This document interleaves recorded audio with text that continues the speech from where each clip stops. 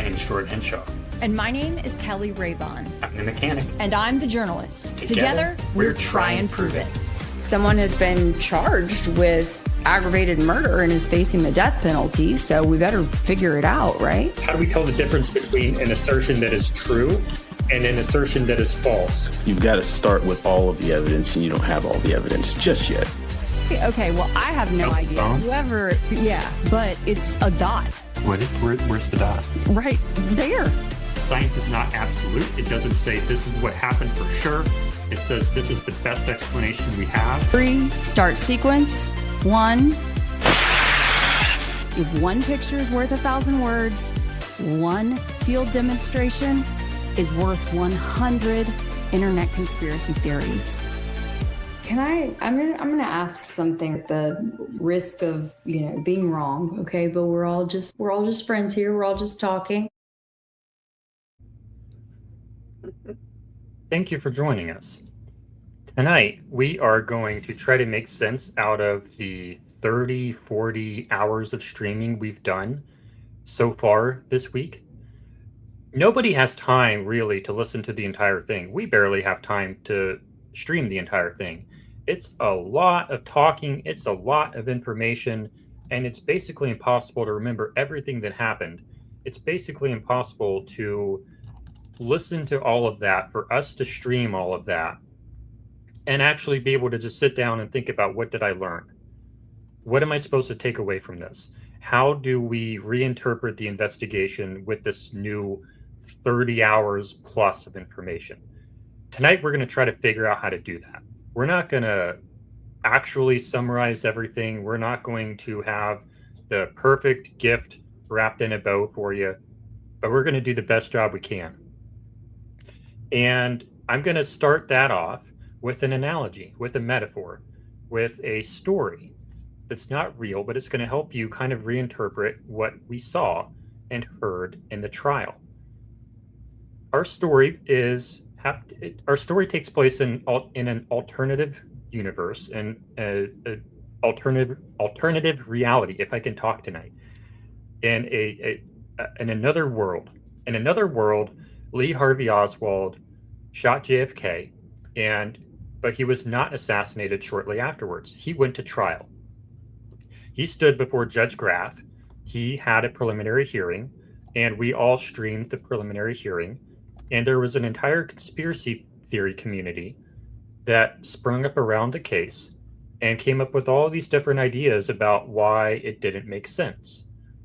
Asking questions, wanting answers, not being able to find the answers. And it was all shut down by the government. They told you that in this story, JFK was shot by a lone wolf who acted alone, and there's nothing more to the story.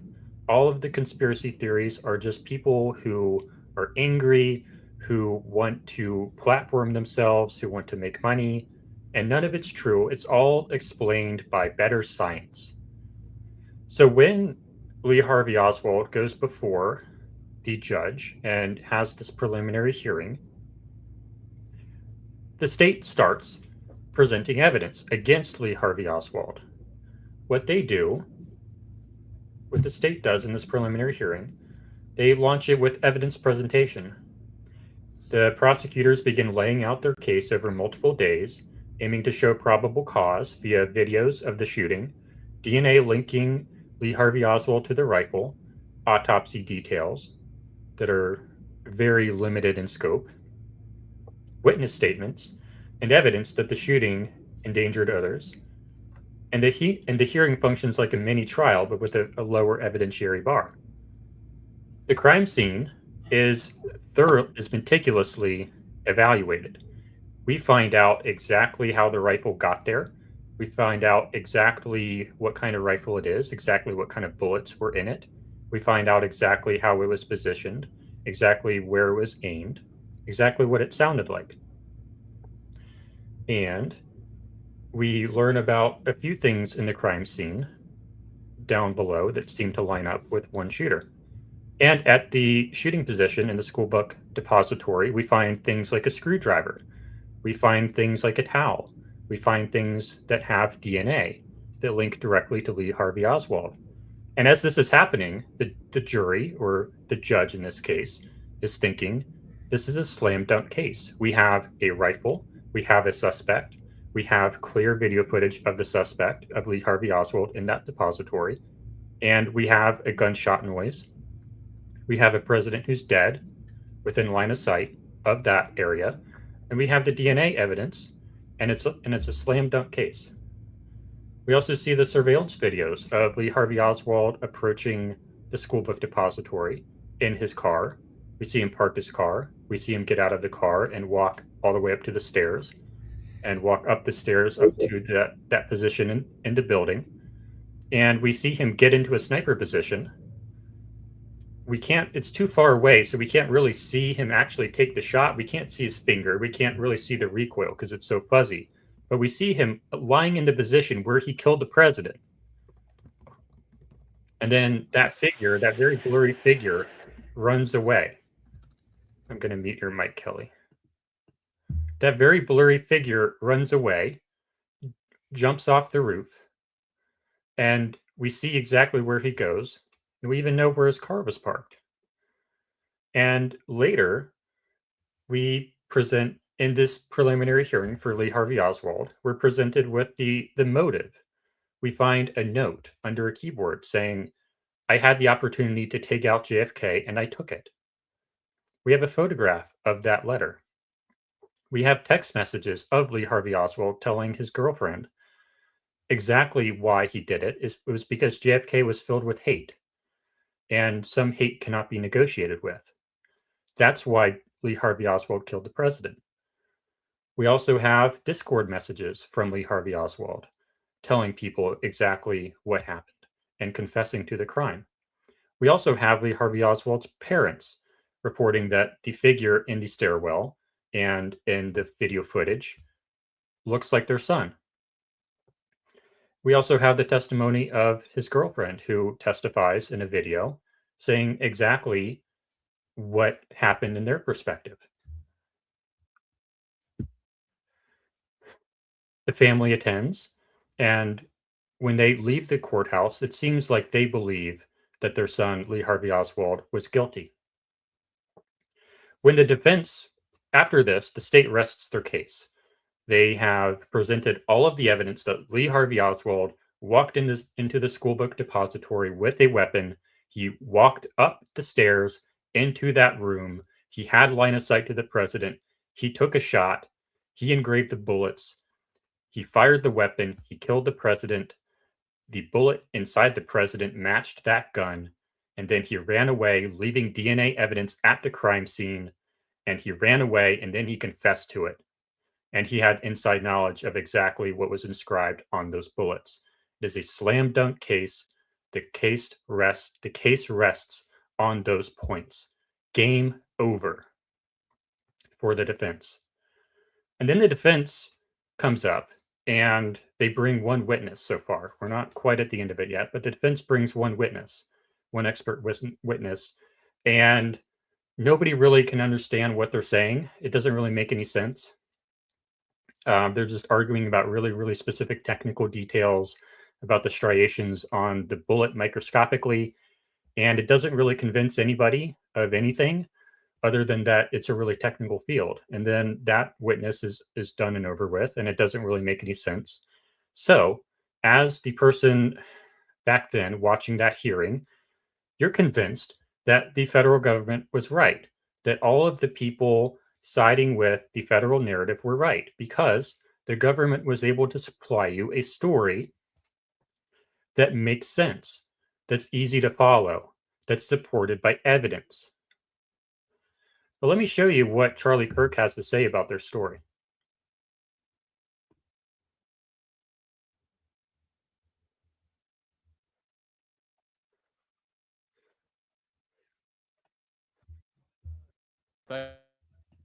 Think of the JFK assassination and why Israel's like kind of tied to it a lot?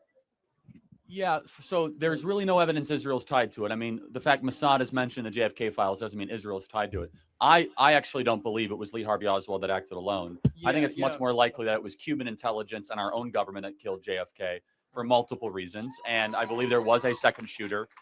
Could go through all the reasons as to why, but I think it defies logic that Lee Harvey Oswald, who was a notoriously bad shot, somehow found himself all the way up in the, the fourth floor or the fifth floor of the Texas School Book Depository, right as that motorcade was flying in a single bolt action rifle, being able to administer, I think it was 3 shots in 5 seconds with lethal precision, even though we all saw with our lying eyes in the Zapruder film, John F. Kennedy's head go back and to the left. If there are 2 shooters, that means that the Warren Commission, which was the official report on the JFK assassination, was fraudulent and was faulty. And we know from dozens of eyewitnesses and many first-person accounts that the thing called the Grassy Knoll, which is right there, which you all can visit in downtown Dallas, that there was activity there. They wouldn't allow people up there. People heard gunshots from there. If it wasn't for the Zapruder film, all this would just be hearsay. So I believe there were 2 shooters, but I think it's a much more likely explanation that our own government was either involved or aware, and Cuban intelligence also very much wanted JFK dead. So do you not think it was a coincidence that Zapruder was Jewish and Jacob Rubenstein was Jewish as well? Well, so, okay, I actually didn't even know Zapruder was Jewish, but why was that matter? I push back a little bit on that. It's fine. It's a fair question.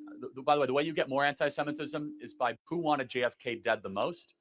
Again, a lot of people said Israel wanted JFK dead. I'd love to hear that argument. But definitely Lyndon Baines Johnson and parts of our own government and the Cubans wanted him dead. And who actually made it happen? There were like 15 or 20 things that happened that day that were inexcusable. They changed the parade route. He rode in an open air convertible. LBJ decided not to ride alongside of him. The vehicle slowed down right when it went by the Texas School Book Depository. A lot there, right?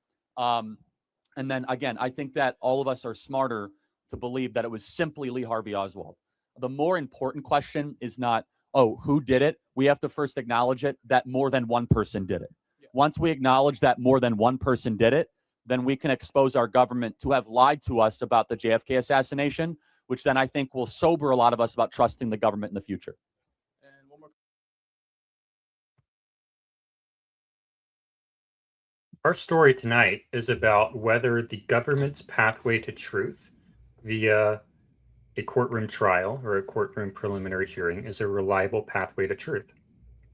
I posit that the legal system, the justice system, is an improper pathway to truth. And I can talk about a much better pathway to truth later on, but I want to pass it over to Kelly, who also has some stuff planned.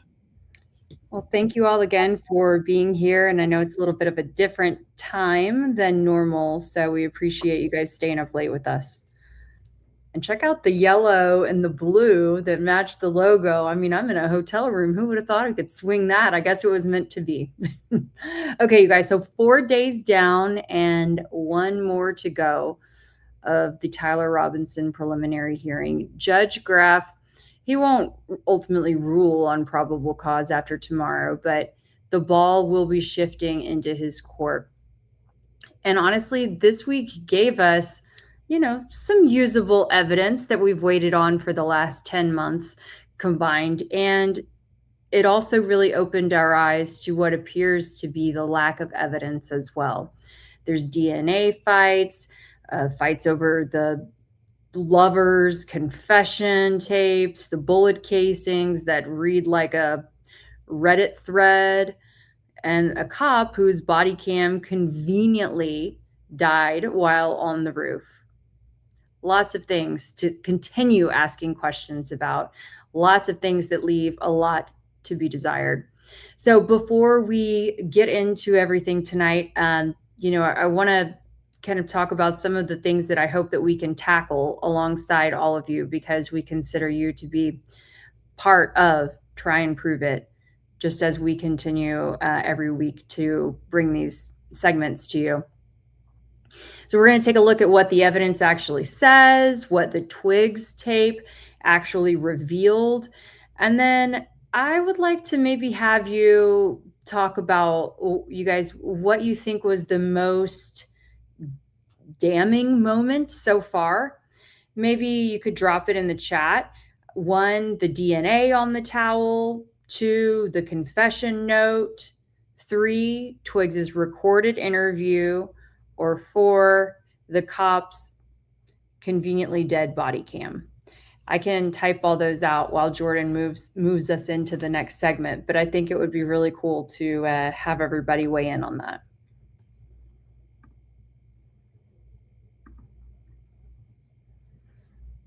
Oh, I don't hear you. How did that do with my opening statement there? I don't do that very often. Was that good? It was great. That was great. Thank you so much, Jordan. Okay, so what I thought we would do tonight is we have a few things that we want to talk about first, like particularly the stuff that came out today that I want to go through. And then you could quickly rewind. And then I want to go into kind of skip through some of the hearings and try to remember everything that happened that's important. But we definitely want to replay the Lance Twiggs video and kind of comment on that. And I also want to show a gel test of the soft point bullet. That was what we saw in the trial or in the hearing, and how that impacts its penetration through gel. So we want to talk about that. There might be a few other things we want to bring up. So I'll go ahead and start with the Lance Twiggs video. The Lance Twiggs video is okay. Before it came out, the defense was making the case that this video was basically Lance, Tyler killed. Oh, we have a poll. Perfect. So it was basically Lance, Tyler killed Charlie Kirk, right? Yes. Lance, he used the 30-06, right? Yes. He then came home and confessed to you, right? Yes. That's basically how it was sold to us by the defense. And we're going to see whether or not that matches up with reality. Not going to play the entire thing. We're going to skip through a little bit.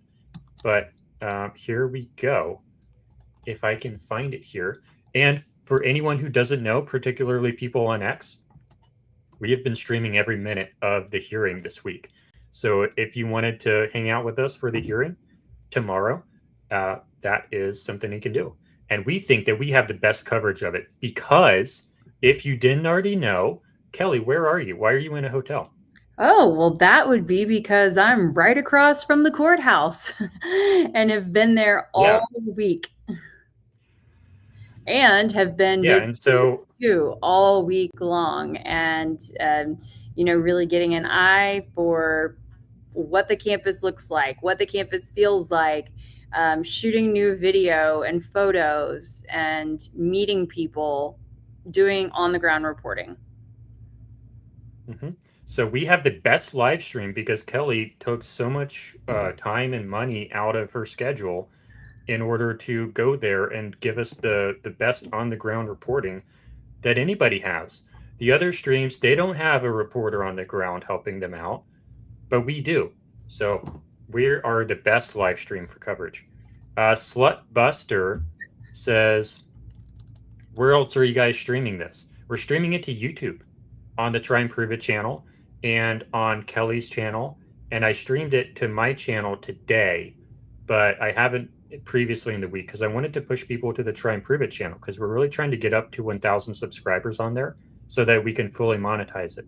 So if you guys wanted to subscribe to that, we think it's a really great channel because we offer a really unique value offering to you through that channel because there's all these other channels out there, but none of them have the dynamic that we have. We think we have a really interesting dynamic that is unique in this space. So I'm going to pull up. Oh no. Can we move that to the other side perhaps? Sure, of course. So that you're not disappeared.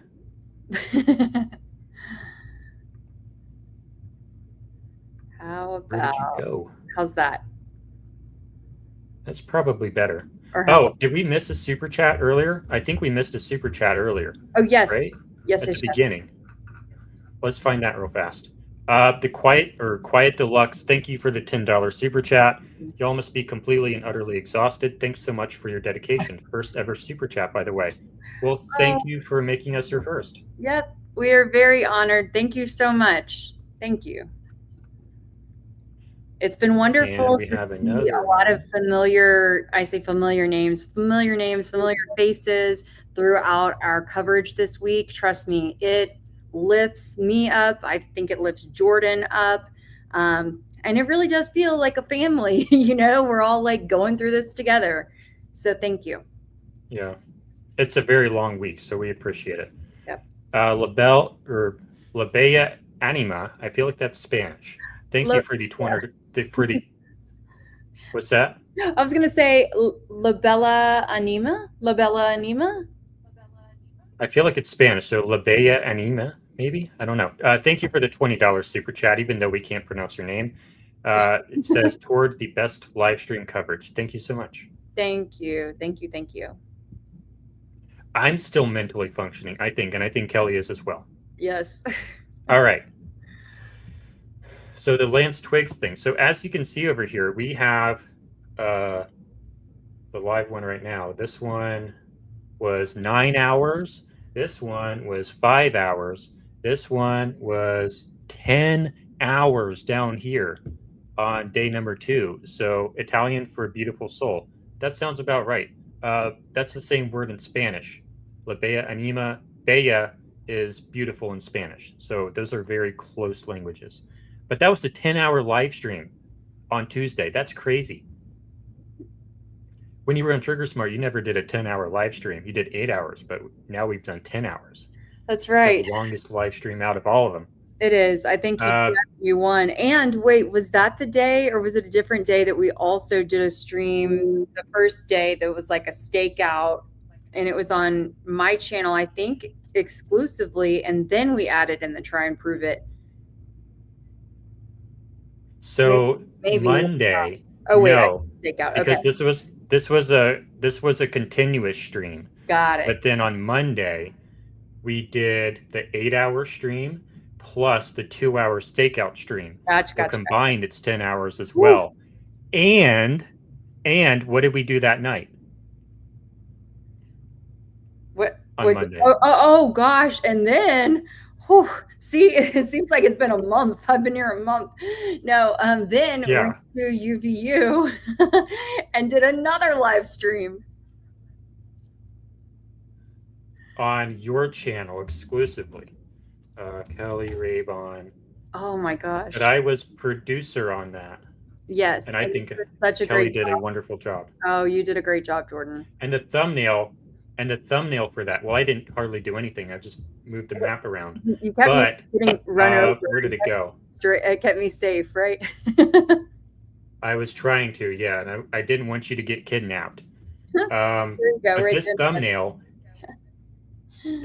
nobody does thumbnails manually anymore. Like this one's AI, this one's AI, this one's AI. All these are, well, this one's not AI, but most of them that are actually creative are all AI. But I did this one manually. So I just want to make sure everyone knows that I did this manually. And I think it's a really good thumbnail. But anyway, that was another 1-hour live stream. So we streamed for almost 12 hours that day. That's crazy. But anyway, and I'll show you real fast what that stream was. So you went all around the campus and hit a lot of areas. And I kind of tried to show people on the map where you were in real time so that people had the context. And I think it did a decent job with that. So you went up to the Losey Center. You went to basically every single area of interest except for like the neighborhood in the back. And you did the neighborhood in the back in other streams as well. Yes. And you went back to film it properly as well. So you've been very busy this week. You've been to, well, yeah, you've been out there every single night. I've been there every day and a couple of times, 2, maybe 3 times in a day, in addition to our coverage. It's been crazy. And this is Diligent Denizen, who was there at that time. And I think you've been there a couple other times with him and Blake. And yeah, so you went basically everywhere. And when I was there, I was only there for like 1 day. I did 2 trips there. I was supposed to be 1 trip, but I missed my plane, even though I was literally sitting around the corner from the gate. But I missed my plane, and then I had like a 6-hour additional wait time, so I was able to come back. But I didn't make the best use of that time anyway. So Kelly is now a much more better expert. More better? is much more of an expert on what UVU is like and all the little details around there than I am. I had the throne for like 2 months maybe, but now Kelly has the throne. I think out of all the people who are there right now, like Diligent, Blake, some of the other ladies who are there, Kelly is by far the biggest expert on what UVU is like and all the little details there because she's been out there every single day working very hard. Yes, and meeting people, talking to people, getting some, a lot of interesting perspective. I actually went around today and looked at some office, like some of these offices. I had a really quick trip there this afternoon. Oh, I want to show you guys too something really quick. I'm not going to get into it tonight, but I am just like proud that hopefully you guys will appreciate that I always have my eagle eye peeled. Okay, hold on 1 second. Okay. And as you do that, I'll start pulling up the Lance Twigs video because we've been waiting for that. Yes. Okay, I just want to show you guys this stuff real quick. So, if you recall, gosh, I don't know, probably 3 months ago, we did a stream talking about the potential like AI generated or modified video that could have come from witnesses, and that UVU had a program, a research program about AI generated material and its impact on politics. Well, as I'm walking around the campus, I see this. Okay. And this is literally a research summary about the impact of AI generated material. Okay. And then I see this one, impact of AI generated media on election security. So I'm just saying, y'all know, okay, I'm working all the time. What's in those packets? Anything interesting? Yeah, I have not had a chance yet to go through them like in depth, but the videos and things that we briefly talked about during that previous stream, this is just kind of the overall like executive summary, and it talks about it breaks down on these different scales of how it impacted people, the video and the audio. What are the chances? So here's that stream. This is, I don't remember if this is the AI one, but this is like some of the content that they generate. And this might be a real girl or it might be a fake one. I don't remember, but this is some of the stuff that they work on in that program. So that's pretty interesting. And then they have this one too. I don't even know which one's AI or not, but that's some of the stuff that they do. But back to, are you done with that topic or can I move on? I'm done with the topic. I just don't know why we're hearing the echo again. I don't hear it. The audience. Say echo from Kelly. Uh, I have my headphones on.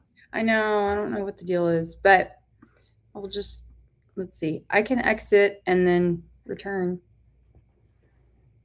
Sure, that usually works. Okay. In the meantime, I will explain this. Nathan Eyes or Nahan Eyes, I don't know, says I don't understand why I only see chat from the channel and not from users. I don't exactly understand what you're saying in that exact phrasing, but usually when people complain about not being able to see chats, we are streaming to 3 different channels at once. So we can see the chats from 3 different channels in our control panel or in our chat window in the software that we use. But if you're on the Try and Prove It channel and someone chats on Kelly's channel, you're not going to see that chat. Or if you're in my channel, watching on my channel, and someone comments or chats in the Try and Prove It chat, you're not going to see that. Now, on our end, we share the same StreamYard, the same software account. So when we chat, like right now, it posts our chat reply to all 3 channels at once. So what you're going to see in some of these chat windows is we're going to be responding to someone, but you're not going to see the chat message that we're responding to, because it'll send our reply to all 3 channels at once, even though it might not have been a reply to someone in the chat you're in. So I hope that makes sense. It's because the chat windows aren't merged. Okay, we're going to try to find the Lance Twiggs testimony here. I think I found it already.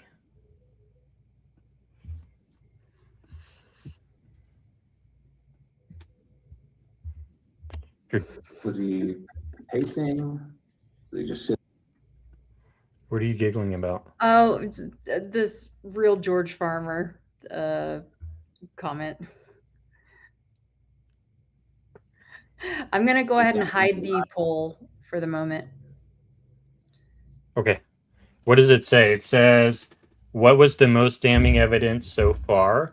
They're saying the cop's dead body cam. Wow. Okay. Overwhelmingly. I would say the most damning evidence so far is going to be the video footage of a figure running up to the shooting location and then running away.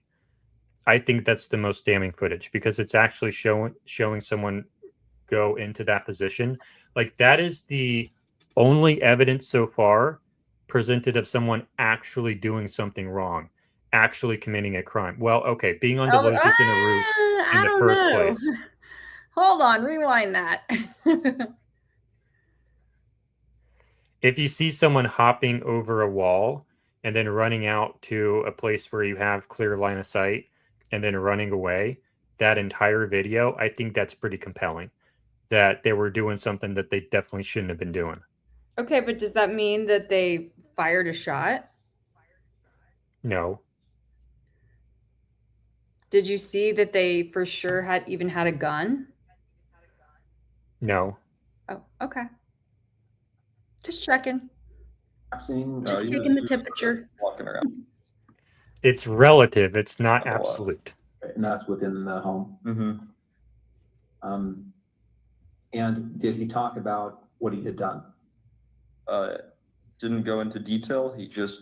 I just asked him in person if what he said was true the night before, and he said it was. I started crying a little bit and said he wishes he hadn't done it. And then kept going around and just doing stuff, I think, to keep himself busy or distracted or something. Okay. Did he talk about what he was going to do next?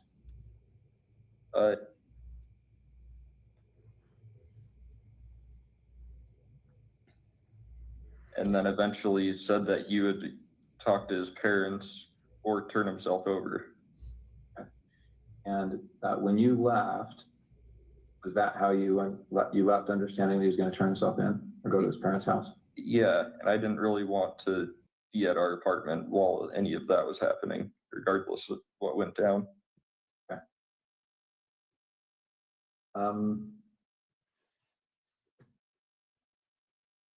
Okay, before he came home, had you seen the press releases, any of the media on this?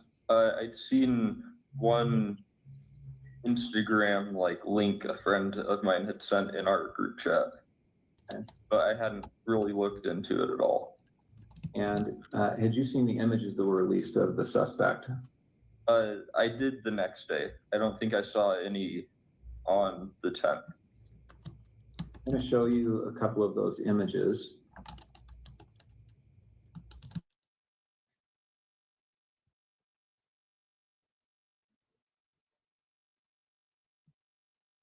Okay, I'm on the FBI's website. You can see the URL there at the top. This is some press release about this event. And here on the screen, you see looks like there's 2 rows of 3 images. Mm-hmm. Do you recognize the person in these images? I wouldn't say with 100% certainty just because of camera quality, but that looks like him in terms of the shoes he's wearing, the sunglasses. I don't think I'd specifically seen him wearing that hat, but he was usually wearing a hat, and then jeans. So it definitely, especially the last 2 definitely do look like him. Oh, they do look like Tyler Robinson. And you talked about that with your friends, right? This is like him. Yeah, his friends. Yeah, I don't know if I talked. I don't remember if I talked about it with any of my friends. And then since I didn't have my phone after that for a while, and I still am not using social media, I don't know on my friends' end. Okay. All right, I want to back up a little bit now. We've talked about September 10th, but let me get a little bit of context here. So, did you game with Tyler? Yeah. What kind of games? Played some just kind of party games together, like stuff any. And aside Yeah. Whoops. I forgot this was a 10-hour stream. I have to be much more precise. My apologies. Definitely do. Oh, yeah, his talker a while. Talked about September 10th, but let me get a little bit of context here. So, did you game with Tyler? Yeah, pretty even together, but I didn't know him very well, so that was just when we had like a whole friend group on to play, and he was someone that my friends invited. Okay. Did you and he ever talk about politics? He did more than me. I still don't really keep up with politics very much. He usually talk about stuff he heard on the radio on his drive to work in like their work car, since it sounds like their whole crew went in the same car most of the time. But I wouldn't say super consistently, because it wasn't a topic I really contributed much on. What about Charlie Kirk? Did you ever talk about Charlie Kirk? I personally had never heard him talk about Charlie Kirk before specifically. Okay. How about political issues? So did you ever talk about gender identity issues and LGBTQ rights? No, not really. Usually if he did talk about politics stuff, it was relating to Trump or current like policies being issued or voted on, I think. But yeah.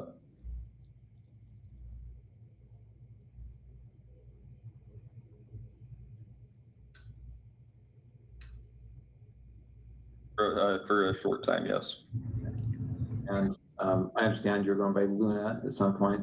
To some people, yeah, but not as an overall thing.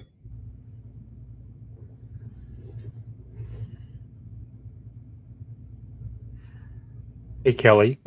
Yes. You shared something with me about his screen name last night. Do you want to share that publicly or no? Let's see. What did I say about it? Do you remember? If I say it, it'll be. It's okay. Go ahead and say it. It's fine. Okay, so what do you think that his screen name? Because we're talking about his alternative names here, Luna or something. What is his screen name, and what do you think that might be a reference to?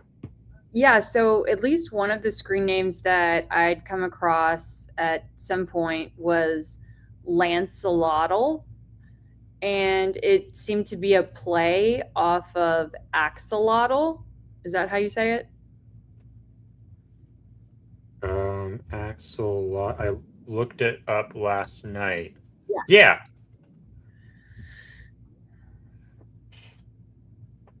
And if he's a furry, we're not going to get into the whole furry thing right now. We can do that later, which is important, by the way. If you want to understand the psychology of this case, at least as packaged by the federal government, what these people do, and I'm going to try to do it justice really fast, and maybe Kelly can help me since she is the resident furry expert. And I have evidence of that as well, by the way, of that. Thank you. Right here. Just when you guys thought you knew. Can I make this smaller?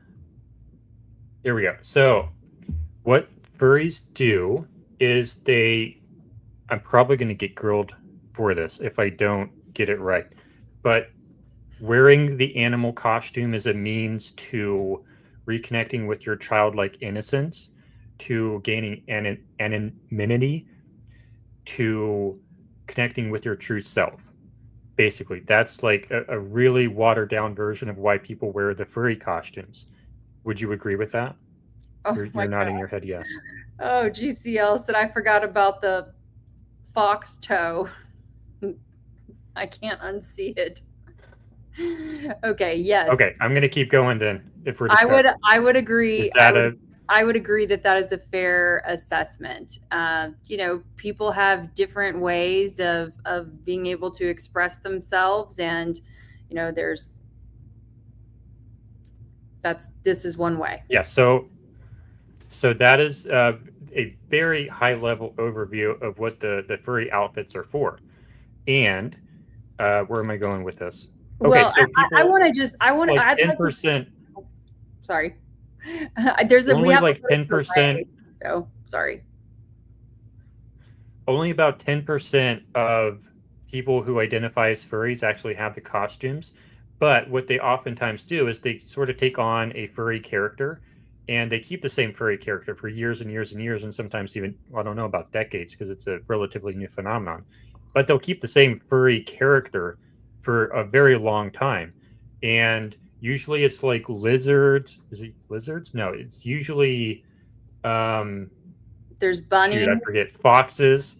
Bunnies, foxes are some of the more common ones. And this fish, or I don't know what it is. I think it's some kind like of lizard a salamander. Fish. It's like a salamander. Mm-hmm. And I don't know, the kids are into it. Milner says, read my comment, JH. Done. Okay. So the idea is this might have been Lance's character, even if he didn't have the furry suit, because most of them can't afford the furry suits because they're like $3,000, $4,000, or $5,000. So that's the idea because of his screen name. But anyway, I think that was a very astute observation. Yes, definitely. Thank you. Oh, and I want to also note that I mentioned this in the chat in the live stream, but if we get to the part and if we're able to zoom in at all, when they show the text messages between Lance and Tyler, I'd like to take a closer look at the avatar at the top, but from what I could tell, it was an animal. Sorry, I was focusing on something different. What avatar on what screen? When they start showing the text messages between Tyler and Lance, Tyler's avatar on the phone. Okay. in the text messages of the phone is an animal, and so it would be worth taking a closer look at that too. Yes, agreed. And okay, the reason I didn't read the comment that he obviously wanted me to read is because in our chat, you don't demand that we read your comment. If we want to read your comment, we will read your comment, but you do not demand that we read your comment, please. Moving on.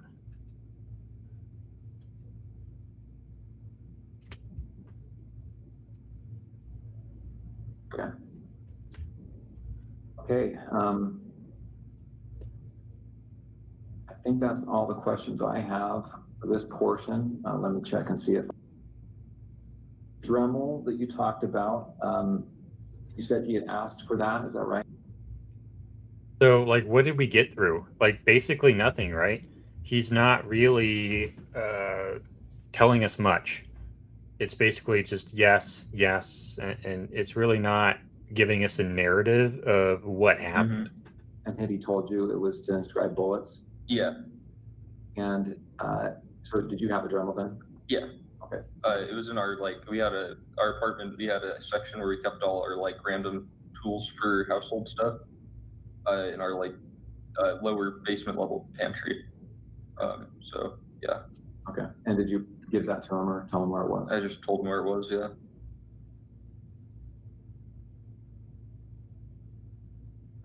Okay, I'm going to go ahead and end the recording for the 1102 purposes.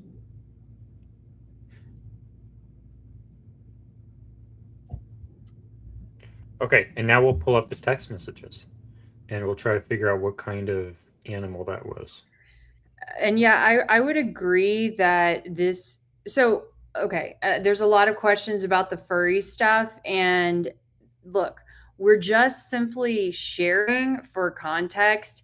I don't personally believe in some of the folks in the alternative lifestyle community also have questions about if he was actually a furry. But I've always felt from day one that they just put labels out there that people would latch onto.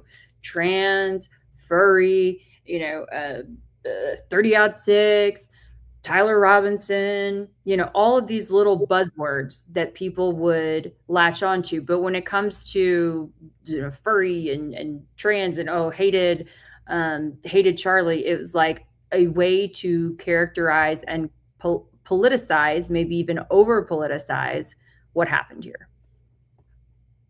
Yes. All right, Agent, I'm not going to go through every single message, but I do want to have you read aloud certain portions of them. And I apologize to council, these are not actually given a page number. I have page numbers, but I'm happy to confer that we're on the same page as we go. So here we're looking at page 1 of State's Exhibit 16.1. If you could read a little more than halfway down where it begins Wednesday, 11 p.m. Will you start reading underneath that? Yes. Look on from Tyler Robinson. I'm trying to find any of the clear. Lance in his interview also acknowledged.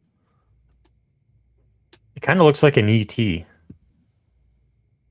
Almost. You're not looking.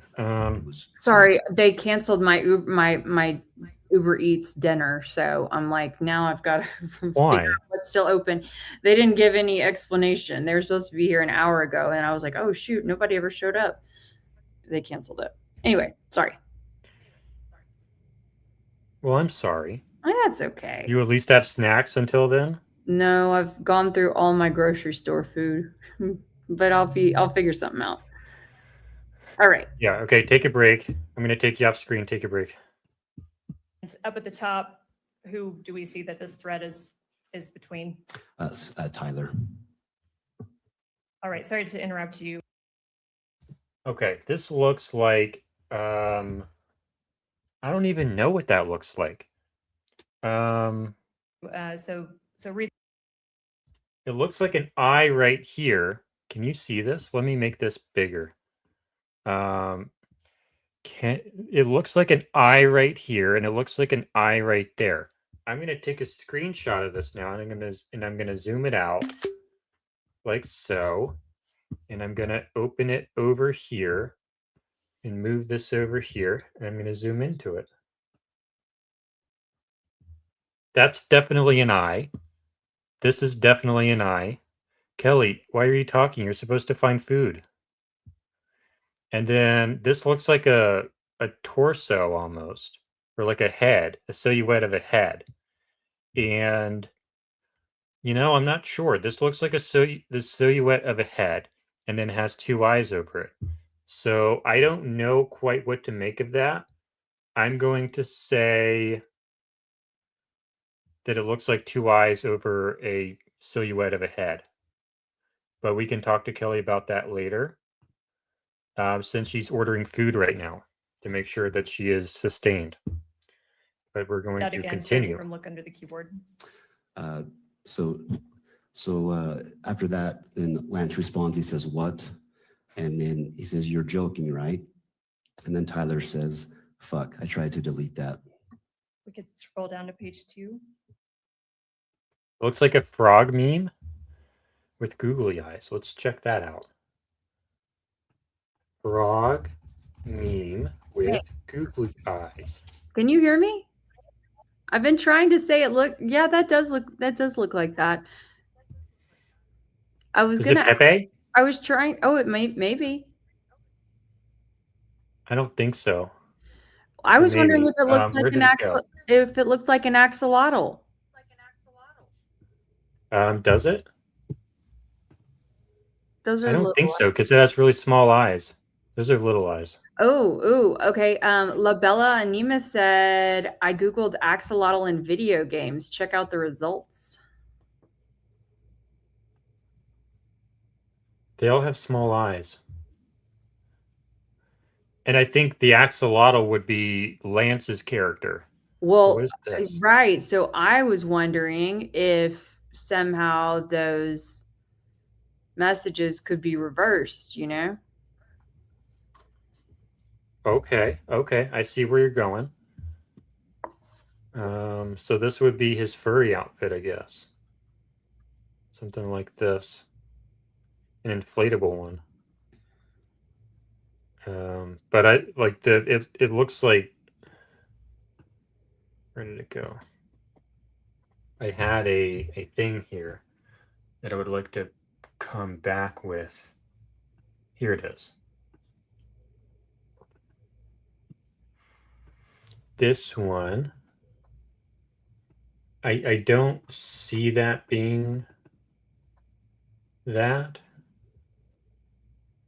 Like I see the eye right here and I see the eye right there.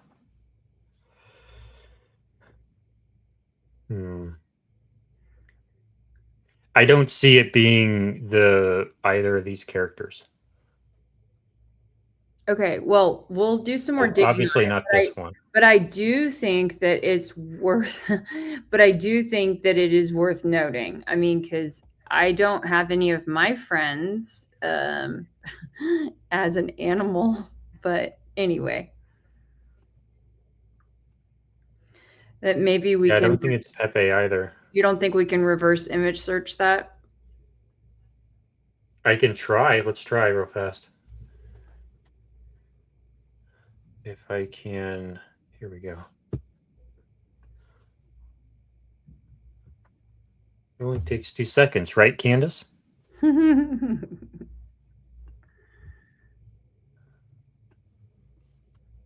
I didn't want you to do AI mode. I wanted you to do all, or visual matches. I was so excited about my dinner. It was going to be like something healthy, but sounded delicious. When I first got to the hotel and tried to order something like 2 hours ago here, the oven was broken in the hotel. So, you know, so goes life. Okay, well, we can keep digging on that later, and we've got a lot of great savvy folks in our community. So anyway, we'll just call attention to that, and we'll see what we can do. And if you can continue reading along. Okay. And Tyler says, "I'm still okay, my love, but I'm stuck in Orem for a little while longer yet. Shouldn't be long until I can come home, but gotta grab my rifle still. To be honest, I had hoped to keep this and then lamb. Yeah, so basically all the text messages that we saw and all the documents were actually on this phone.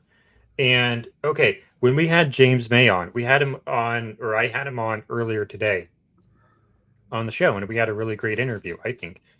And basically, I just asked him what he thought about this, what he thought about that. It wasn't really a debate. It was a back and forth a lot, but I offered some pushback.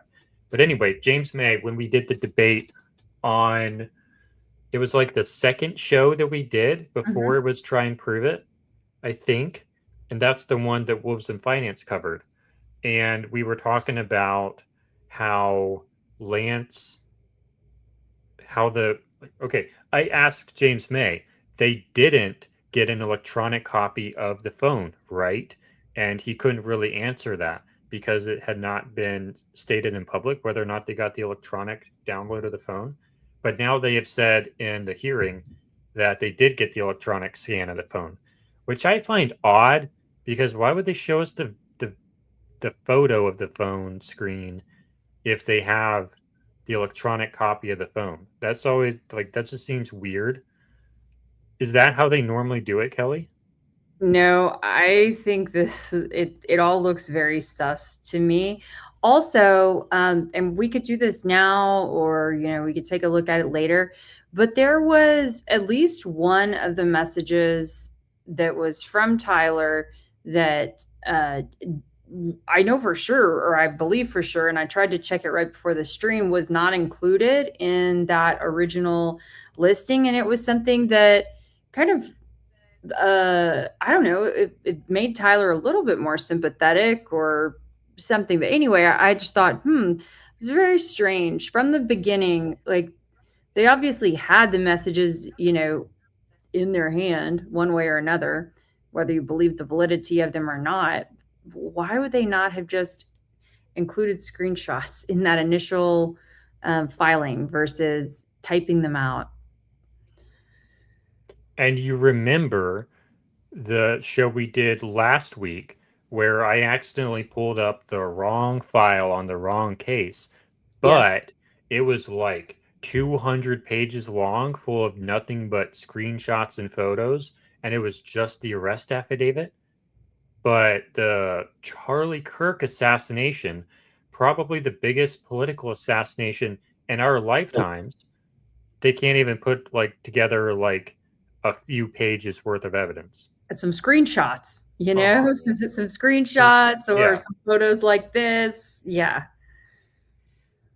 Celebrate. Yes, that is the software. Oh, Celebrate is an Israeli company. I did not know that. I'll have to verify that before we put our seal of approval on that, but that is interesting. Thank you. Oh, and also, previously when they shared, the information about the text messages, I always thought that it was strange that they didn't include the dates or the times and really just kind of left it up to the public's imagination. And it's almost like it gave them wiggle room to fudge later on. Adam says, I'm telling you, the delivery service didn't take the pickup. They usually don't take it because they don't get paid properly for it, or the restaurant canceled it because the restaurant closed. I don't know. Did you find something? I think so, hopefully. And I feel like you just told me to Google something, and it kind of went in one ear and out the other. What was I supposed to Google? I don't know. We'll come back to it if it's important. Something about Lance. Or Tyler or something. Oh, it was regarding the text messages. I can try to pull up. They canceled the pickup because you guys are getting too close to the truth. I like it. Yeah. Oh, for instance, okay, they did not initially include the all caps text of fuck, I tried to delete that. Mm-hmm. Okay. Yeah, I noticed that. That was not in the original.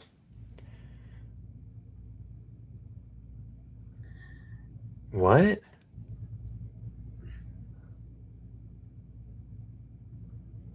What? I don't understand that chat. Ruby.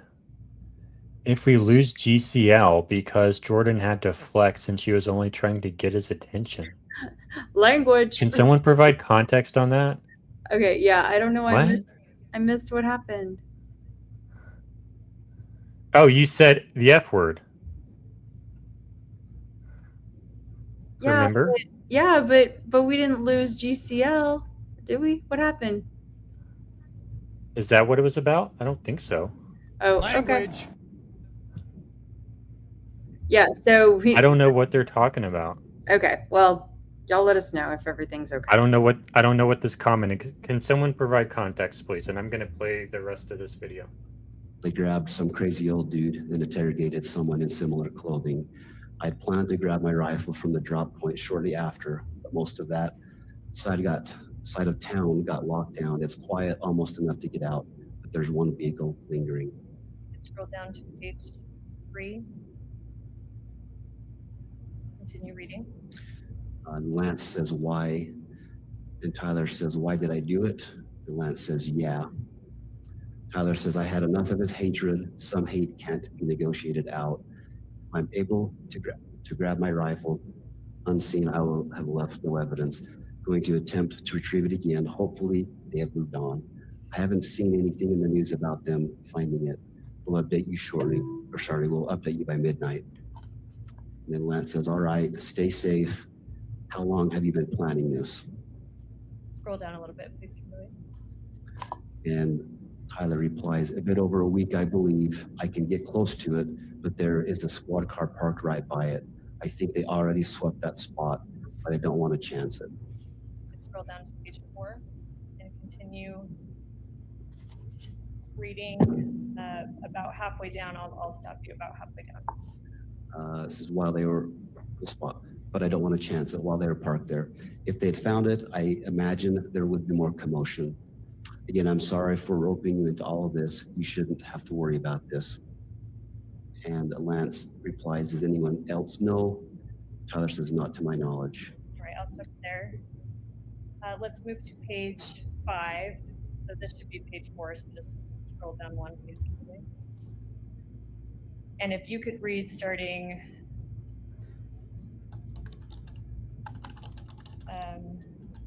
sorry, Kimberly, scroll a bit more down. If you could read, I don't know, about a 1/3 of the way up that starts with guess. What? Okay. Tyler says, Oh, okay. I'm just sitting Pause in my for a second. What happened?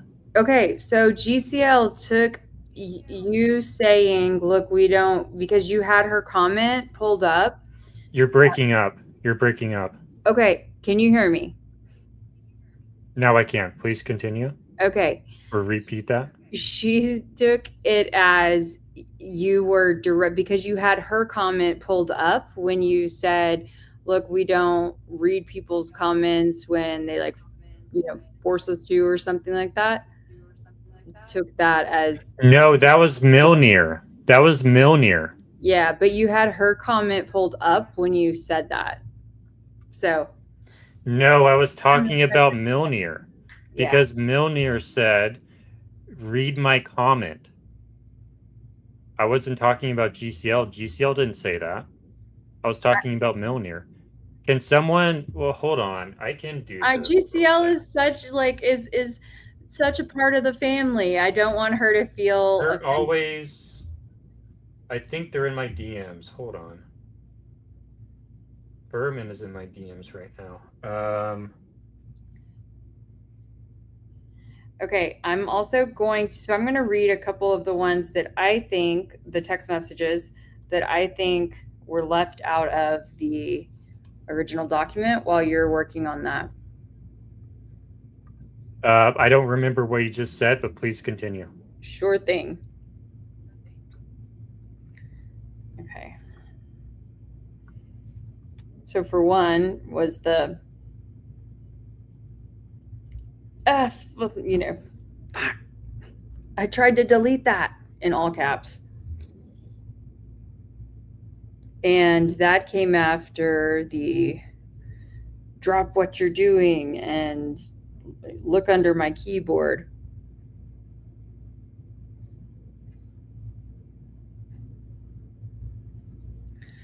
Which I recall that being in here, in the documents, but not the, I tried to delete that. And then also there's another text. Let's see. I'm sorry for a week. I mean, all of it just sounds, all of it sounds to me as prompted and reaching as, essentially the law enforcement guy who was interviewing, the investigator that was interviewing Lance sounded to elicit his responses. It was just about as, oh my gosh. It was just about as forced, in my opinion. Okay, I just DM'd them because they've DM'd me on Twitter before. So I just DM'd them and I think it should be fixed. Okay. Okay. Are you done with your topic there? Yeah. It's just the fact that I believe that there are several of these messages, and I'll go through and I'll try to figure out what I can. But it's interesting to me that why they picked some texts and not others. that are in this. Mm-hmm. I mean, it's not that long of a period of time. It's not even 24 hours. So, Well, I mean, our texts 24 hours can be a lot of scrolling, so you never know. well, look, Tyler should have been pretty busy, worried about a lot of things. He was doing a lot of driving too. Another hour, hoping this guy fucks off. And continue. And when it says, "Are you okay still?" Tyler says, "Yes, check and spot again now. We'll Sorry, now we're on page 6. Continue reading. we'll update soon." It continues, "The squad car was moved further away enough that I should be able to move in. I backed off because I thought I heard footsteps, maybe a foot patrol, but the crickets here are so fucking loud. Gonna see if the road closer to campus is open so I can drive past and check shit out. Finding my found IDEK." A lot of people had some comments on this dude, on his voice, on his face. What do you think, Kelly? Oh, so you and I made comments. the same comment in the chat at the same time, where we both felt that he was smirking when they came out of Lance's interview and to this guy. Yeah, hold on. Let me see if I can find that. For 1102 purposes.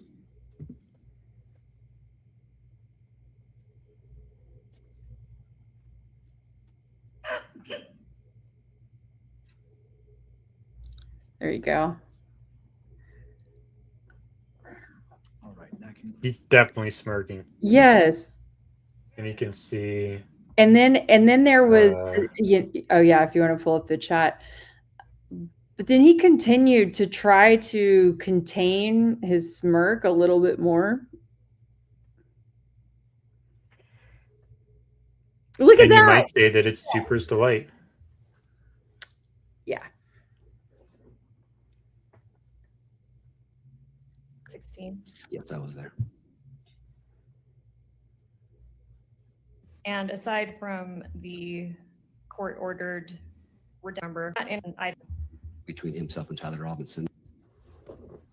So I think you said, or yeah, you said this guy has a smirk on his face, odd. And I said, did he see Davis's smirk at the end at basically the same time? Yeah, we are in sync.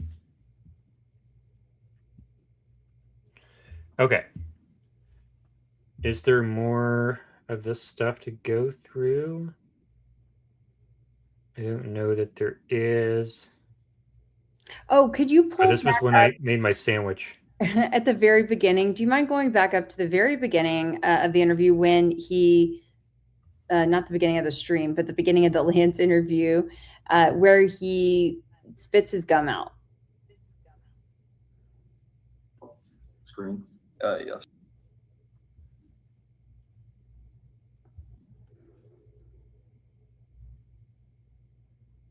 All right, so again, those messages covered from September 10th. Is this the beginning of it?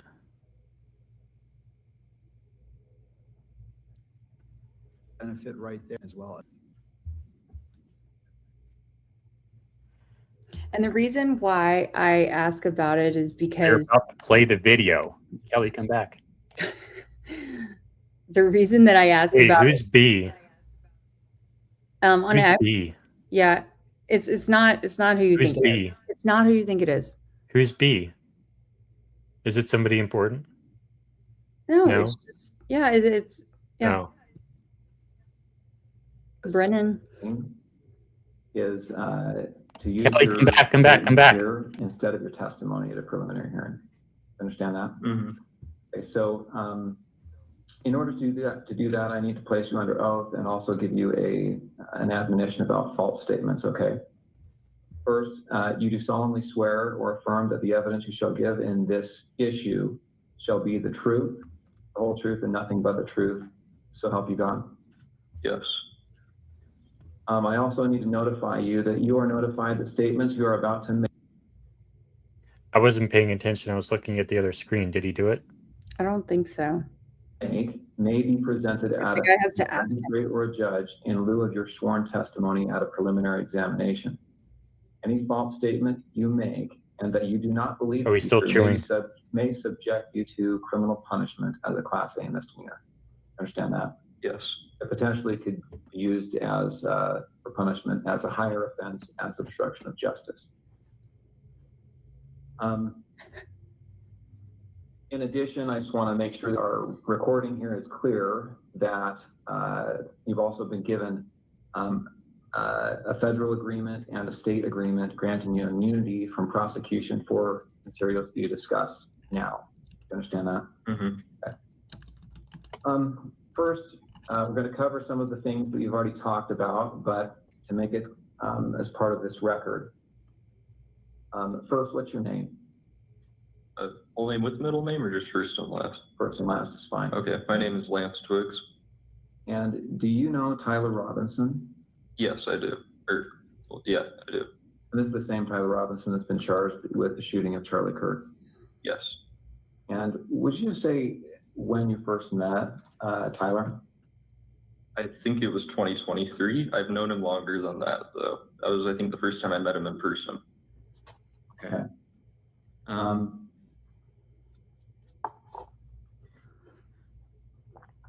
Has he spit it out yet? No, it's coming. That he has to be asked. And there's something that he does that I want to see. And will you describe your relationship with Tyler when you first met him anyway? When I first met him, I didn't know him super well. He was just a new roommate. So I knew he knew my friend group, and I knew he liked playing games, but that's about it when we first, when he first moved in. Okay. Before we go on, I realized my mic was muted at the outset. Was yours on, your microphone? Okay. I'm going to repeat those admonitions just to make sure we got it recorded.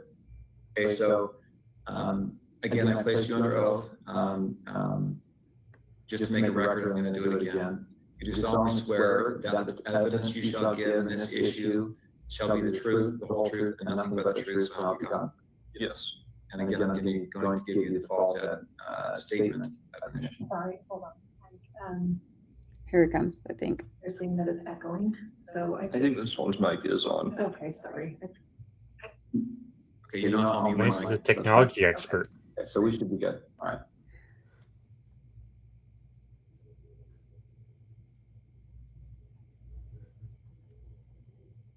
Is that mic on? Yes. Okay, great. All right. Okay, sorry about that interruption. All right. So you said when you first met, you were roommates? Yeah. Okay. And then at some point, your relationship progressed to something more than just roommates. Is that right? Mm-hmm. When was that? I think we started dating 2 or 3 months after he moved in. Okay. And where did you live at that time? St. George, in an apartment complex. And is that apartment the same place you lived when on September 10th? Yes. When you lived there with Tyler, were you in the same room? Did you live in the same room or different rooms? No, separate rooms. And at that time, let's say September of 2025, what were you doing with your life? Were you working, school? I was working. I was doing like bathtub and shower repair and stuff in new construction. Okay. How about Tyler? I think he was both working. I think he was working for an electrician company then, and he was also in a trade school for being I don't know, higher ranking electrician. I'm not sure how the trade system works for that. Okay. But yeah, I think he was both. What was his typical work day like? I think he'd leave around 7 generally and get back around 3 to 4, depending on where the job was and how long. Still it was chewing, so just hold on. on certain days of the week during school, semesters, he would then later in the day, I think around 5 or 6, go to school. So, yeah. Okay. Let's jump to September 10th. Did he spend the night in the apartment the night of September 9th into September 10th? Yeah, he did. Yes. Do you know when he left the apartment on September 10th? I don't know an exact time. I just know he left early. I heard him leaving, and he just said he had a long drive to work that day, so he was leaving early. And so early, any guess as to what, when that was? I don't know. I would have thought it was 5 a.m. because that's when like an early work day was for him, but it was probably more like 4. Okay. I'm gonna have him spit out his gum just to make sure that I can do that. You want to make sure right in front of your laptop. Here you go. Thank you.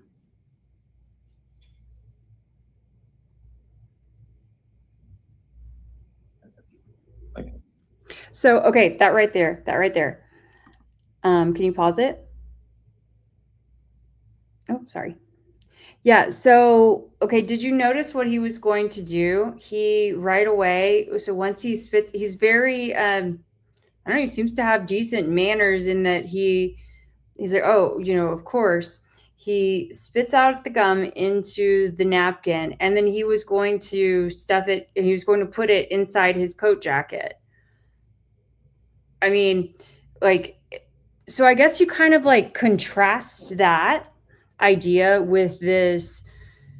I mean, in some of the videos that we've heard him talked about being very like sloppy and just all over the place and unpredictable. And I just thought that mannerism, after speaking with someone today, they had pointed that out to me. And so I wanted to actually get to see it myself. And I think that like tells you a lot. Hold on. Proper, or there we go. When did you notice that? So someone who I spoke with today after our stream had mentioned that to me as something that because I was confused because I was looking at you in the stream and I'm like, you're not paying attention, so I was confused. Yeah.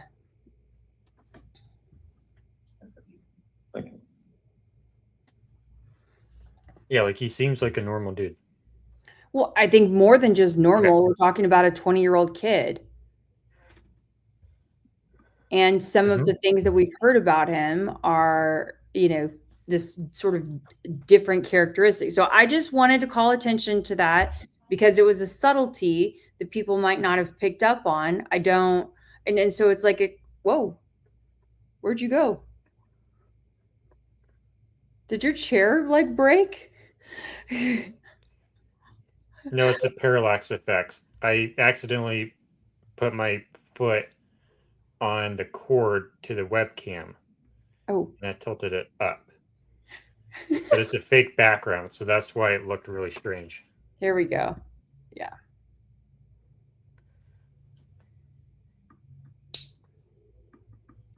All right, what were we doing before we watched like another 5 minutes of that? We were... But that is very important, Kelly. That is the psychology of the suspect here. That is very important. Thank you. People even asked if they could just watch that little part again before you click off of it. Sorry.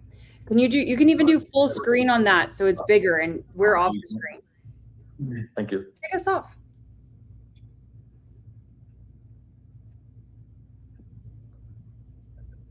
Thank you.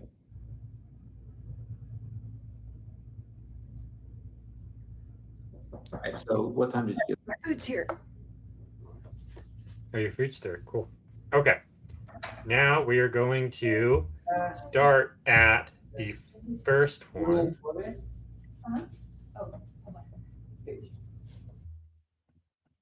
And we are going to then go to the first one and find that real fast on the lives page. And we're going to start like skipping through our stream on the first day. And then we're going to very quickly go through and talk about what happened. So we did our preliminary hearing stakeout. That was not actually that, but we talked about what we expected would happen throughout it. And then we did our stakeout stream, which was pretty cool. All right. We were out here. So here, I'm going to turn the camera back around. So this was pretty cool. So this is why this is the best stream, because we have Kelly out there getting us our own footage broadcast from the day. So Okay. that's, and you got on the news the line for public. So wanted to Horizontal. Perfect. Who is she's yeah. So the common theme.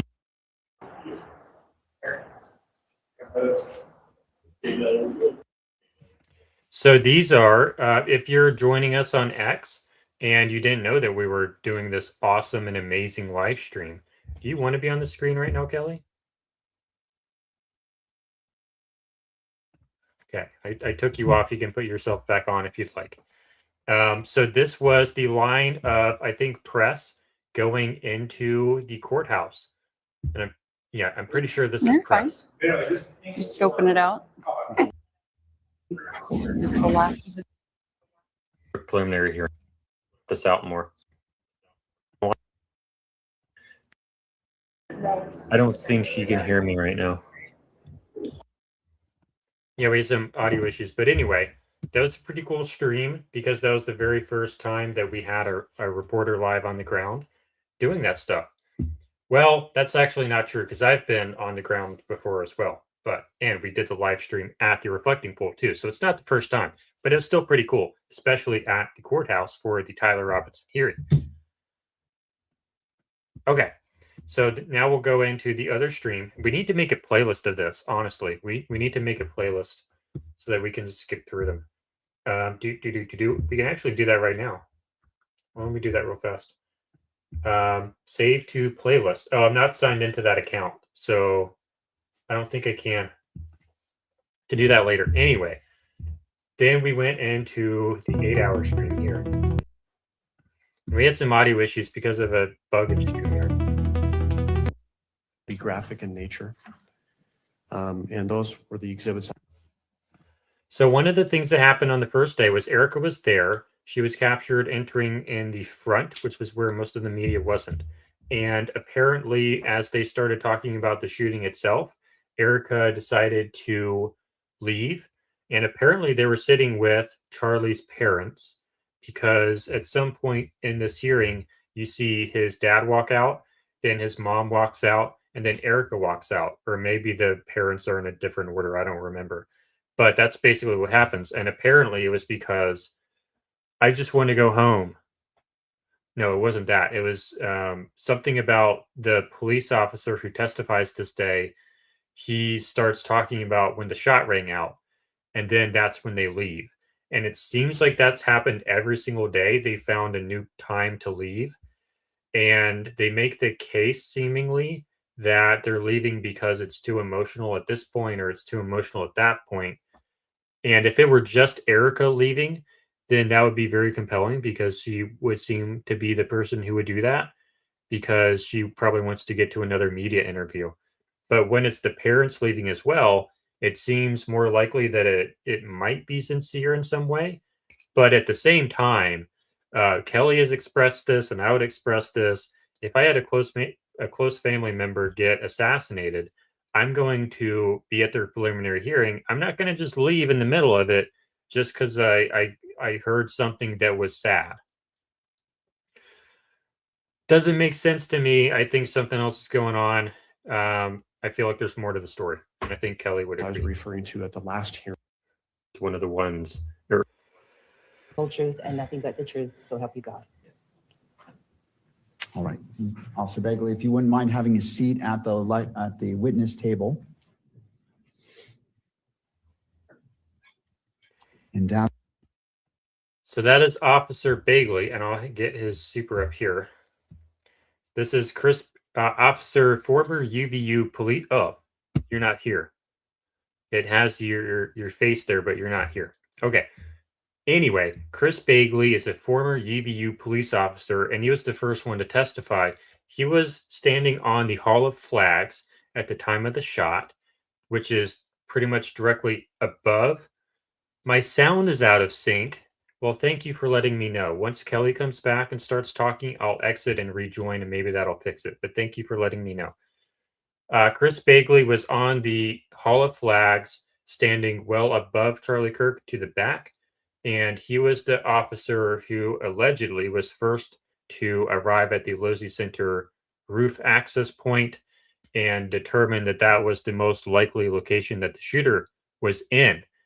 And one of the most important things he testified to, in my opinion, God damn it, I lost my pin cap, was he didn't know anything about all the other people who were open carrying at the event. No metal detectors, no screening of people coming in there. Basically, what we found out in this day of the hearing was Joe Schmo could have open carried to that event, walked up to the first line, to the front of the line, got there early, and had a uncontrolled firearm open carried 2 feet away from Charlie Kirk.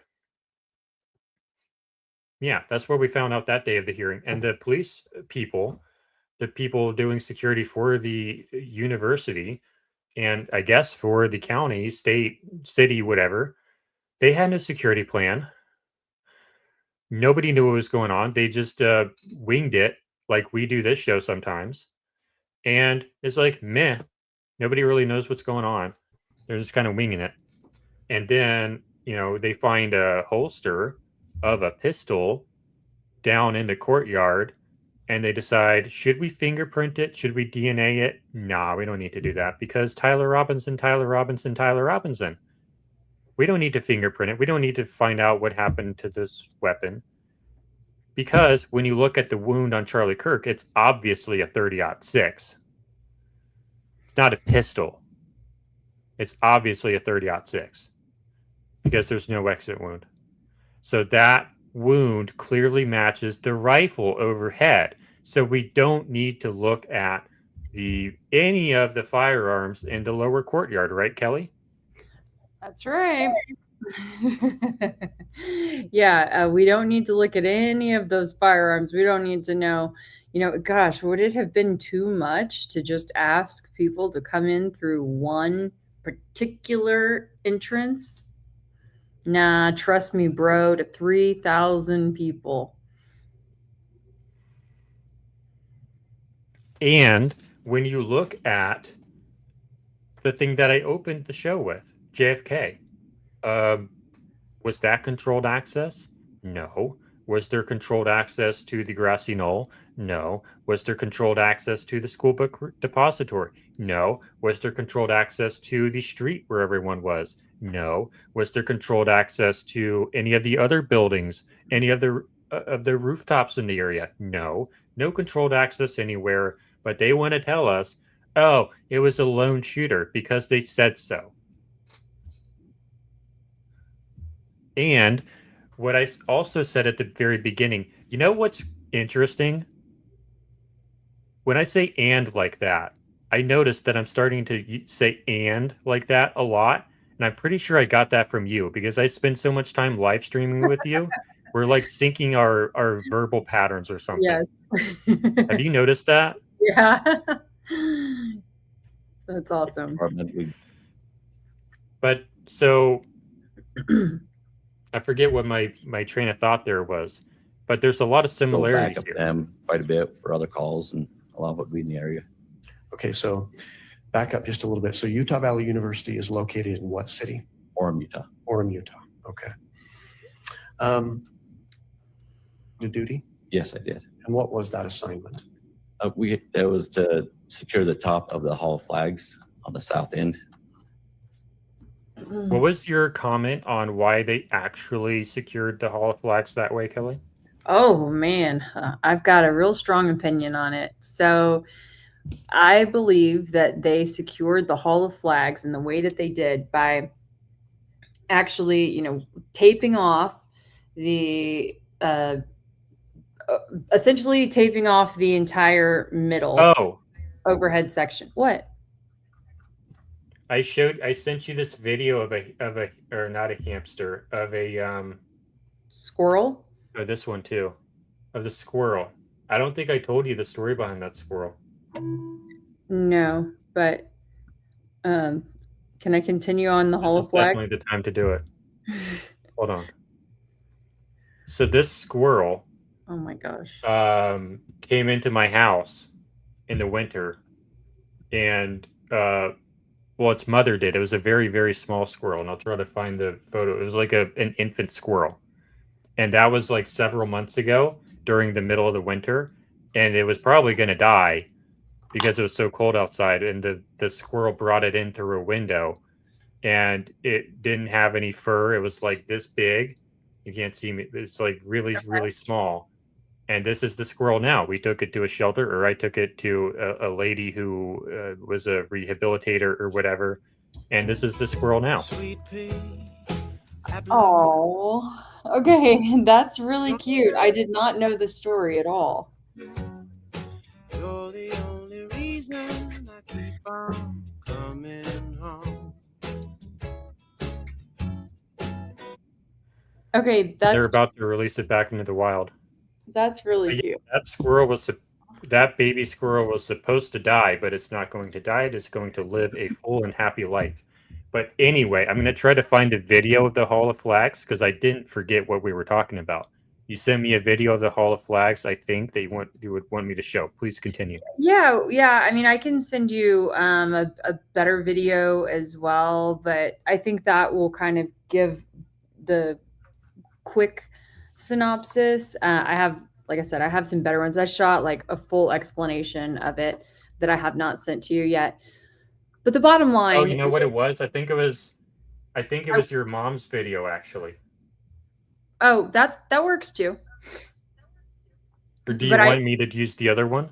It doesn't matter. It's fine. Yeah, you can use it because it's probably more accessible. But just as kind of the brief explainer while he's pulling that up. So the Hall of Flags is like this overhead walkway, and there's a lower floor too.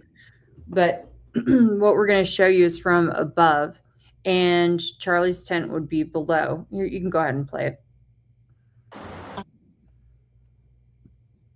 Go ahead. Oh, so I hope that I at least. Oh, you can let the video has. Oh, that's my mom's. Yeah. Do you want her audio? I can turn the audio back on. Sure. Oh, she's not saying anything. Just go ahead and narrate. Oh, okay. Can you show the one that I had from earlier today? Oh, from today? Sure. Even though it's not perfect, I just. I think it will fill the screen, and it may be a little bit easier. So yes, the bottom line is that people, if they were in that middle area above the Hall of Flags and Charlie's tent was below, okay, they kept all these people off of this. So there are people on this side, there are people on this side, and literally if you step on the other side to where the people were allowed to stand, you cannot see the roof of the Losi Center. If you step on this side, this is the part that they blocked off that was completely empty, but there was a UVU officer, I believe, standing there. You can see it crystal clear. Same thing goes for this other side, the side that Adam Bartholomew, Life is Driving, was standing there shooting, or he was interviewing 3 guys, and at the time of the shot ring out, those people would not have line of sight to the 3rd floor roof of the Losi Center due to trees. So here's just, I was showing Jordan this with just screen recording it off of my phone, but video that I'd shot yesterday. So once I get this like proper video edited and uploaded, I think it'll be really helpful. Thank you, Jordan. I think I figured out why your computer's so slow, Kelly. Thank you. On You're this welcome. Side, especially in the middle, you can absolutely see it. And there are some shots. Oh, I think that was it. Oh, well, let I me guess it was here. I can upload the actual file maybe. Anyway, It's only 1 minute, 24 seconds. Okay. But I can tell you guys that this will be super helpful when you see this video in its entirety. I think it's fine if we just give them like the sort of tease for now, but I walk through the whole thing just to show you. Literally, if you're standing here in the blocked off area, this is what you can see. I zoom in as best I can and kind of point to the rooftop, step on the other side of where that tape would have been, and all the students were. And then you see that you are unable to see due to the tree totally blocking line of sight. And I think that I walk all the way around to like the front part right by that stairwell that goes down. It's hard to say that that's just a coincidence. Mm-hmm. And the other reason why you would do that is so that the bullet can fly through that area into the pond. Fly, We exactly. had people that were gathering on top of that were looking down on top of the tent. So we wanted to secure that area. So I was put up on top of the Hall of Flags on the south end. Okay. My apologies, Your Honor. Could we have Exhibit 1 published again? Go ahead and republish State's Exhibit 1. Okay, I'm going to skip through some of this because like we have a lot of stuff to get through. This exhibit, are you able to see the Fugle building? Yes, I am. They did a lot of like, do you understand where this building is? Do you see where that building is? Is this where that building is? And I tried to follow along on the map in the live stream, which is why our stream is the best live stream, because I do my best to help you understand what's going on during the hearing. But that was basically all that was. And right where the Fugle and the Hall of Flags meet, there's some outside stairs. And fun fact, Brandon Fugle is the guy who currently owns Skinwalker Ranch, and his name is on one of the buildings at this. I was starting to run down as I was trying. Okay, well then that that will was probably be, not in the.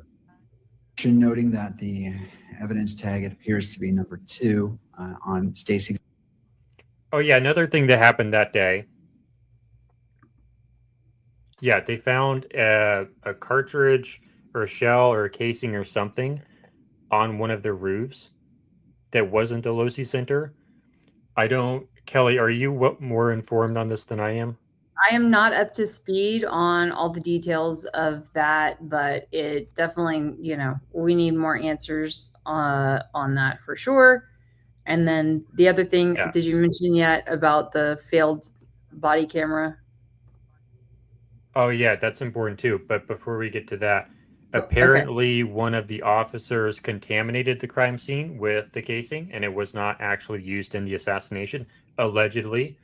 But it adds suspicion, and we need a lot of information to rule that possibility out, because you would expect to see a casing or a cartridge or a 223 or something in that area, given, the Sorensen Center white dot theory, even though, let me ask you this. Have you been able to observe the white dot yet?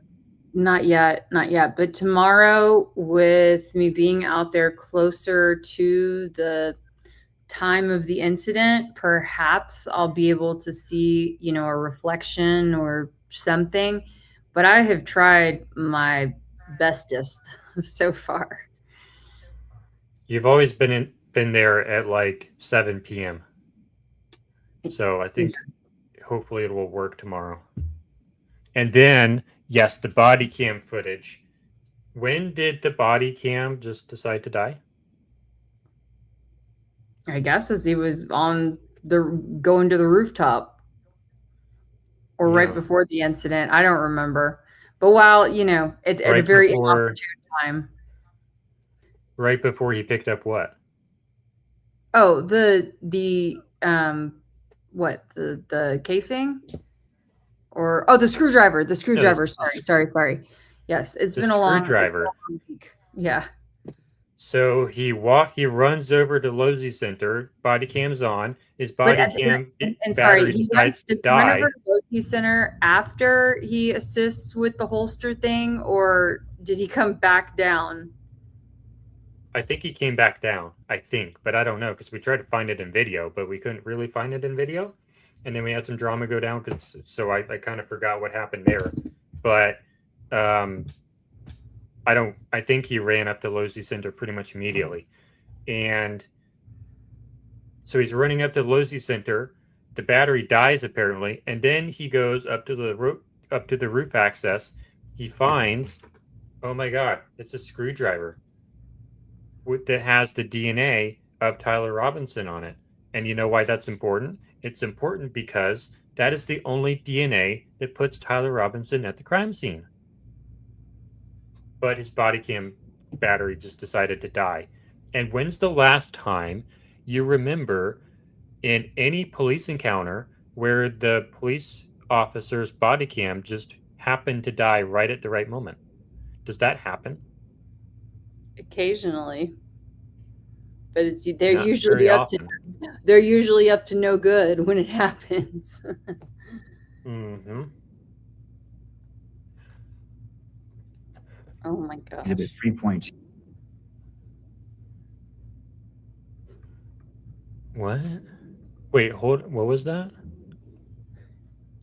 Can't get Links Twigs chasing after a squeak toy in court out of my head.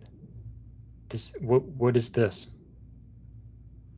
It's a, I don't know, a furry reference or something. I'm not sure. Doing- Jordan, I another feel an reminder AI. that your words are out of sync. Yeah. Do you have anything to talk about so I can exit? Sure. What's something to talk about? What else happened this day?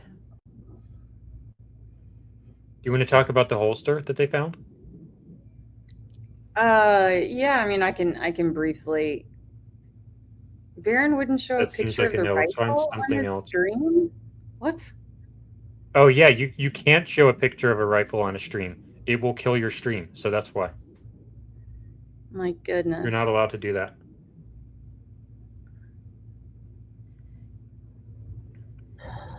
Since when, though? I mean, we didn't have any issues with them while we were streaming this, right? And they show the rifle, which means we show the rifle. But you remember that one stream? It was me, you, Baze, and Danks, Uh-huh. and my stream got cut. It was because I showed a paintball gun. Yeah, but anyway, we can talk about that later. Sometimes it happens, and I feel like it's when someone is using it, not just when it's like an image of it. But anyway, I'm not the YouTube expert, so we don't need to, after all we've been through, we don't need to risk anything. But that's a whole thing. Yeah. So, I mean, Sorry. can we move on to, I don't know, maybe Yes. the next day or something? Because I'll just be Let's honest. go to the with you next guys. day. I love you all, but I'm running out of steam. Yeah, let's go to the next day. Out of steam. I think this is a good stream, though. Oh yeah, no, this is a great stream. Day 2.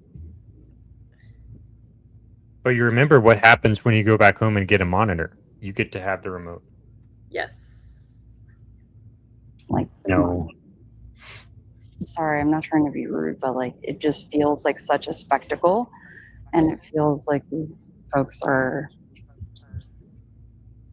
Oh, that's right. You were being too loud. Just here for sure. Yeah, the lady in front of me. Put my running shoes on, y'all. See, these are the things that you guys miss out on. When you miss out on the stream, you miss out on seeing me running, chasing after, trying to get the shot. Jordan sent amping up the production. Spartan ski. We're shooting. Yeah. If you can keep your voice down, 'cause your voice is all over my. Oh, like so. Charlie's dad looks like he made quite a bit of eye contact today. What did you think? When we're shooting, Yeah. if you can keep your voice down, Oh, your voice is all over my video. Oh, okay. You got it. Erica apparently is there. I'm going to work on getting the audio. Having taken in consideration all factors. Anything? Do you remember anything interesting about David Hull? Yes. I don't think they gave. Okay, go ahead. Okay, well, yeah. So David Hull, Utah Department of Public Safety, the Special Bureau of Investigations. He talked a bit about, I can't control this, but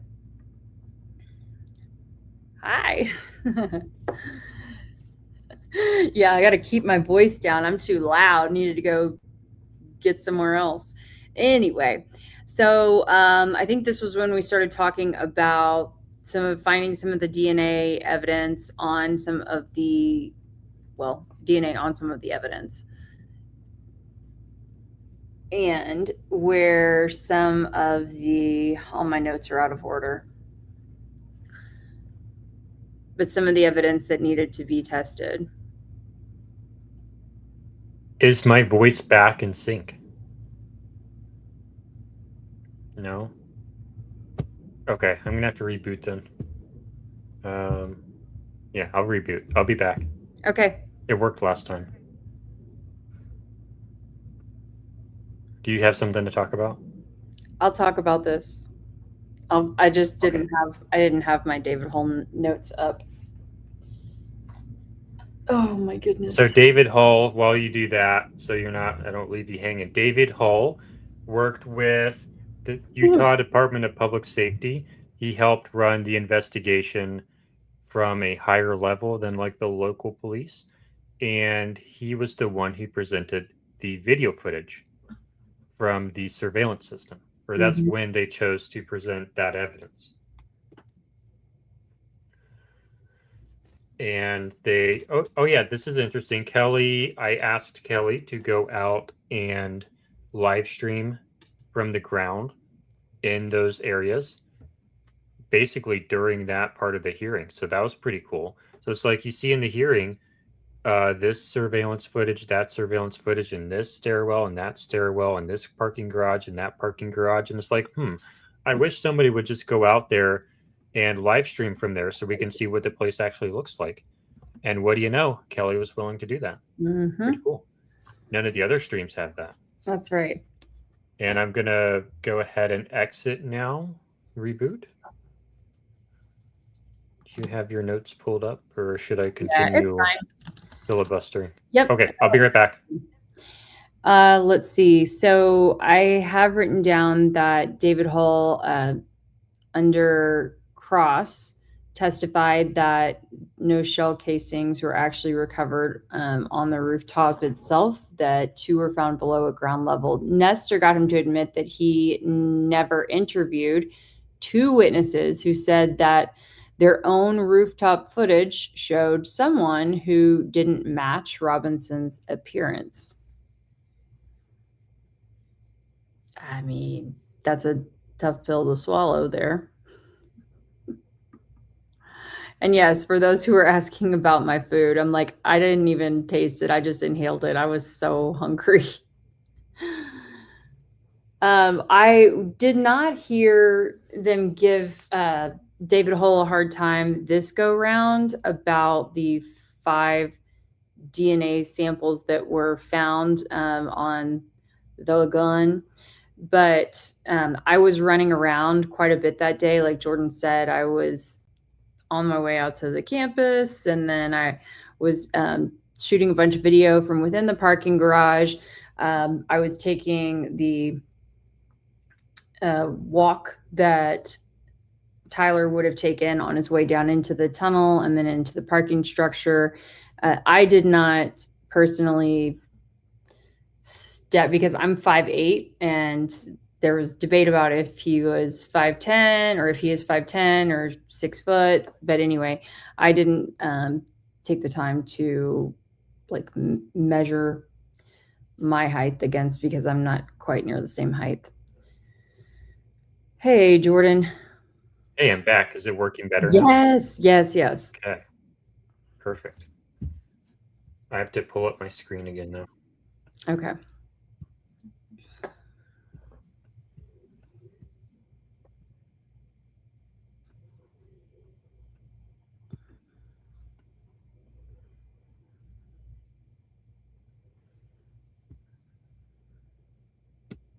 Did I do the wrong one? I think I did the wrong one. Okay. So yes, C3 Holland. Apparently that happened. Apparently that video was posted. We didn't end up working together, so I was not involved in that ordeal. And I 'Cause- think he deleted the video, maybe. Yeah, but we still have the video. Some of But- it at least. Yeah. Wait, what? Blake's not in Delaware. I'm in Delaware. So yes, 1:14 a.m. But Blake's not in Delaware. If he comes to Delaware, Sorry.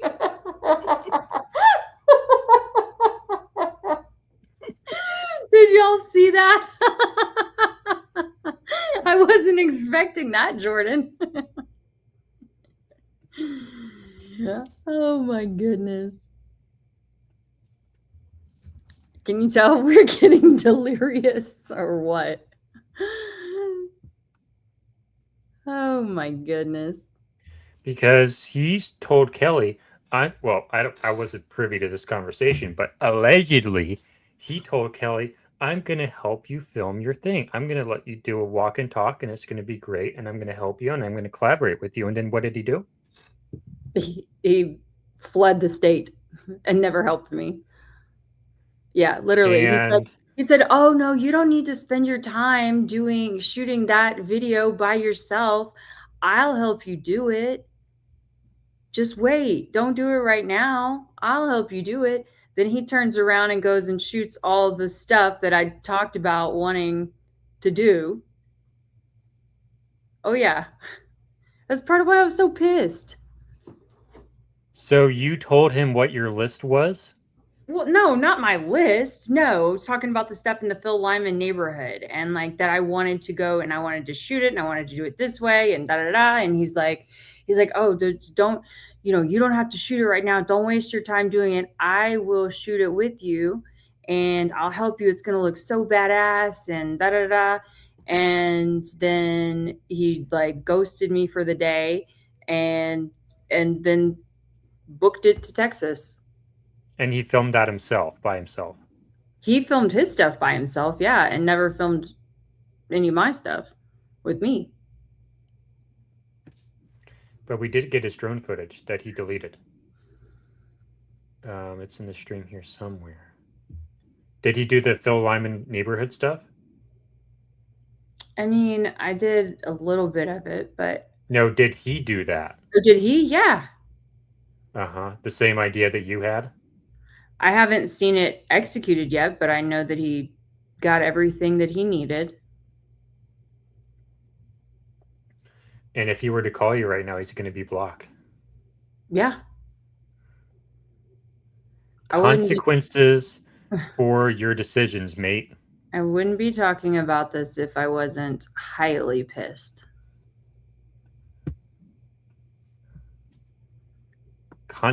Decisions have consequences.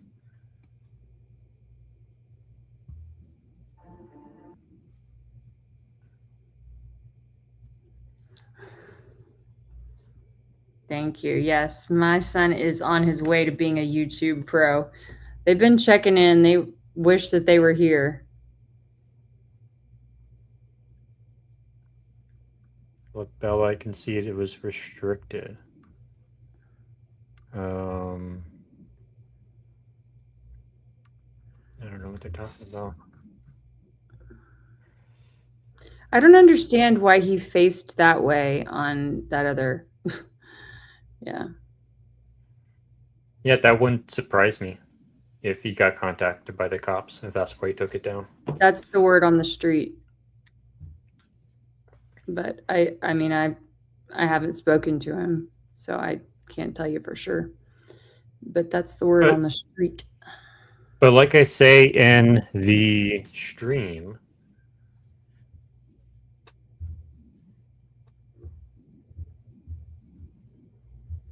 why is he facing this way? That's what I just asked. I'm like, what's the point of facing that direction? That's not where they're going. This is off the. So if you're facing the way Tyler Robinson would have, that's to your left. Yes. Yeah. That's weird. I don't know. Yeah, I wish I had all of my video right now to go over with you guys. Oh my goodness, Jordan. I'm in the process of loading it all in, but it looks really pretty because I filmed it with the Osmo. up and get it. But yeah, the DJI Osmo, and it's a beautiful picture and smooth. So So even though, oh, sorry, go ahead. well, Oh, you it's can't just, see my screen.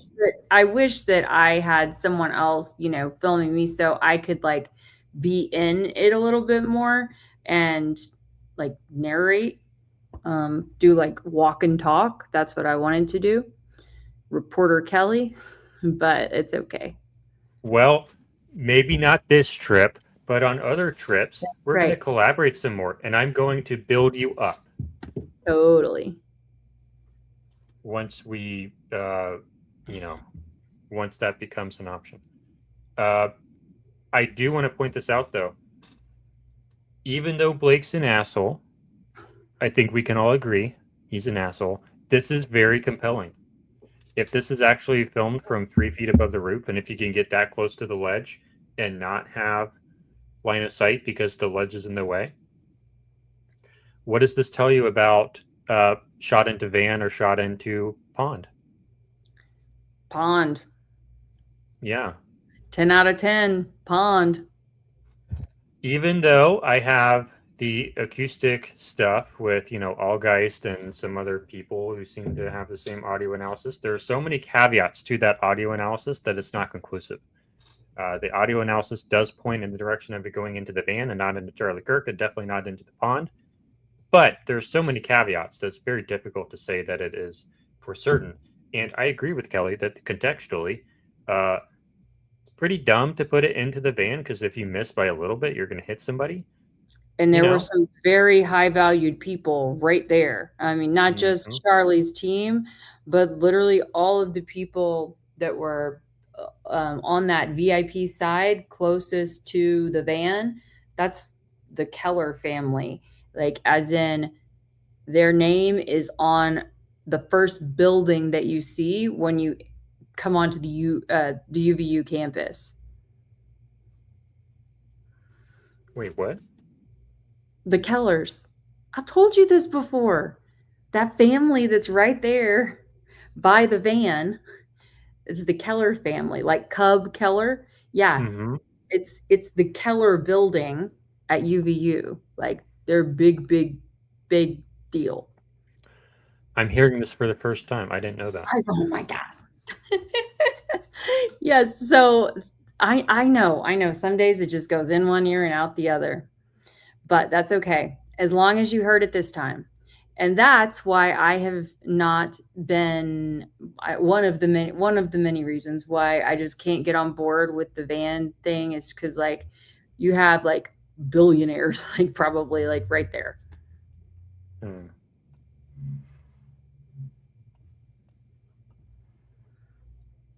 Blake the Snake Bednars. Yeah. Okay. That's enough Wouldn't a about shot? That's enough. Yeah. Wouldn't a shot in the pond cause major disruption of the water? I don't think so. I mean, there Nope. would be some disruption, but not enough that you're gonna like see it in a camera 100 feet away. And I would like to add, for all of our friends who are in this stream right now, some information that I've got to officially verify through records, but I have it on very good authority that not only, so y'all may recall that we've talked about the water fountains being drained. Well, the lake or pond, that was also drained too, but not only was it drained, it was scraped as well. And the person who told me this said that's very, like, that is not normal. So, And that person is is in an authority position who would actually know that. Yes. That's why I'll say it's on very good authority. And that's kind of the extent of what I can say about that. As a late. I mean, maybe a professional sniper could put it into the van, but I don't think that Tyler was a professional sniper. From the scene? I don't. It's hard for me to tell. Do you have anything you'd like to say about this stuff right now or later? I'll save it for later. Yeah. But I do think it's very interesting. I think it's cool that we went out there, and yeah, I've got more to say later when I'm not trying to like hold my eyelids open. That same day, we learned about the limitations of search on X. Look, you guys, I mean, I've been out here hustling. And for my fear is, This was the day when we learned literally everything there is to know about DNA. And that was because, okay, I have a theory on the defense's strategy here. They have this dude, and I'm not going to be disrespectful, but they have this dude. I guess this is when I left. Or no, this was your shift. Yeah, this was my shift. And then this was your shift. But anyway, this dude right here, ever since these hearings began, I heard this dude's voice and I'm like, who is this dude? Like, why is he the person they choose to keep going up to the stand? Because every time he starts talking, I go to sleep and he never gets to the point. And then as soon as the guy on the prosecution side gets up there, boom, I know exactly what he's talking about. The very first sentence he gives, the very first sentence that he says, I immediately understand what his point is. Mm-hmm. But this dude here, he talks for 20 minutes. I still have no idea what he's talking about. Right. So why do they keep, like, they have to know that he's bad at this. They have to know. There's no way they don't know. They're gonna know. Oh man, we have to play that. Because also there are people there are people in the chat who have not yet heard about the big national news article and then the fallout from it. Wait, what's the fallout from it? We'll talk about it. Oh, that's right. That's right. I remember. Where's my audio here? Nobody's gonna know. Nobody's gonna know. They're gonna know. Yeah. So the defense has to know how bad this guy is at just communicating effectively in a way that I understand that the judge can follow the legal reasoning, at least most of the time. The judge is probably going to be following some of the DNA stuff, but there comes a point where it's like, do you want someone who can talk for 20 minutes and people understand? Or do you want someone who's like really, really difficult for even a legal professional to understand? You want the person who's actually good at their job, who's actually good at communicating to do this. Because the person on the state side, on the prosecution side, is operating at the same legal level as this dude, but you can actually understand them. And then you have Catherine Nestor come up, and you can understand her a little bit better.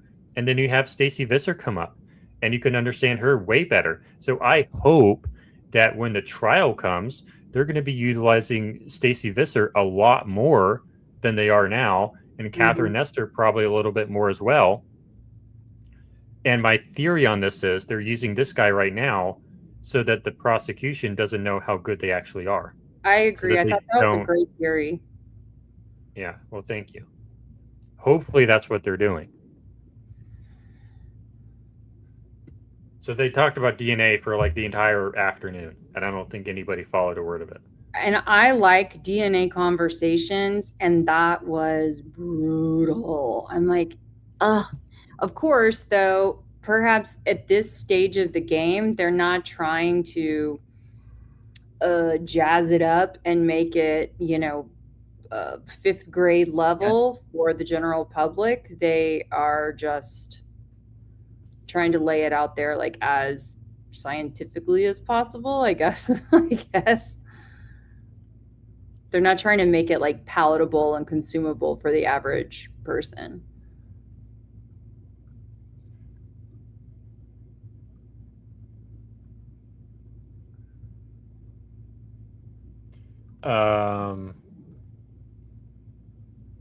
What does Stevie have?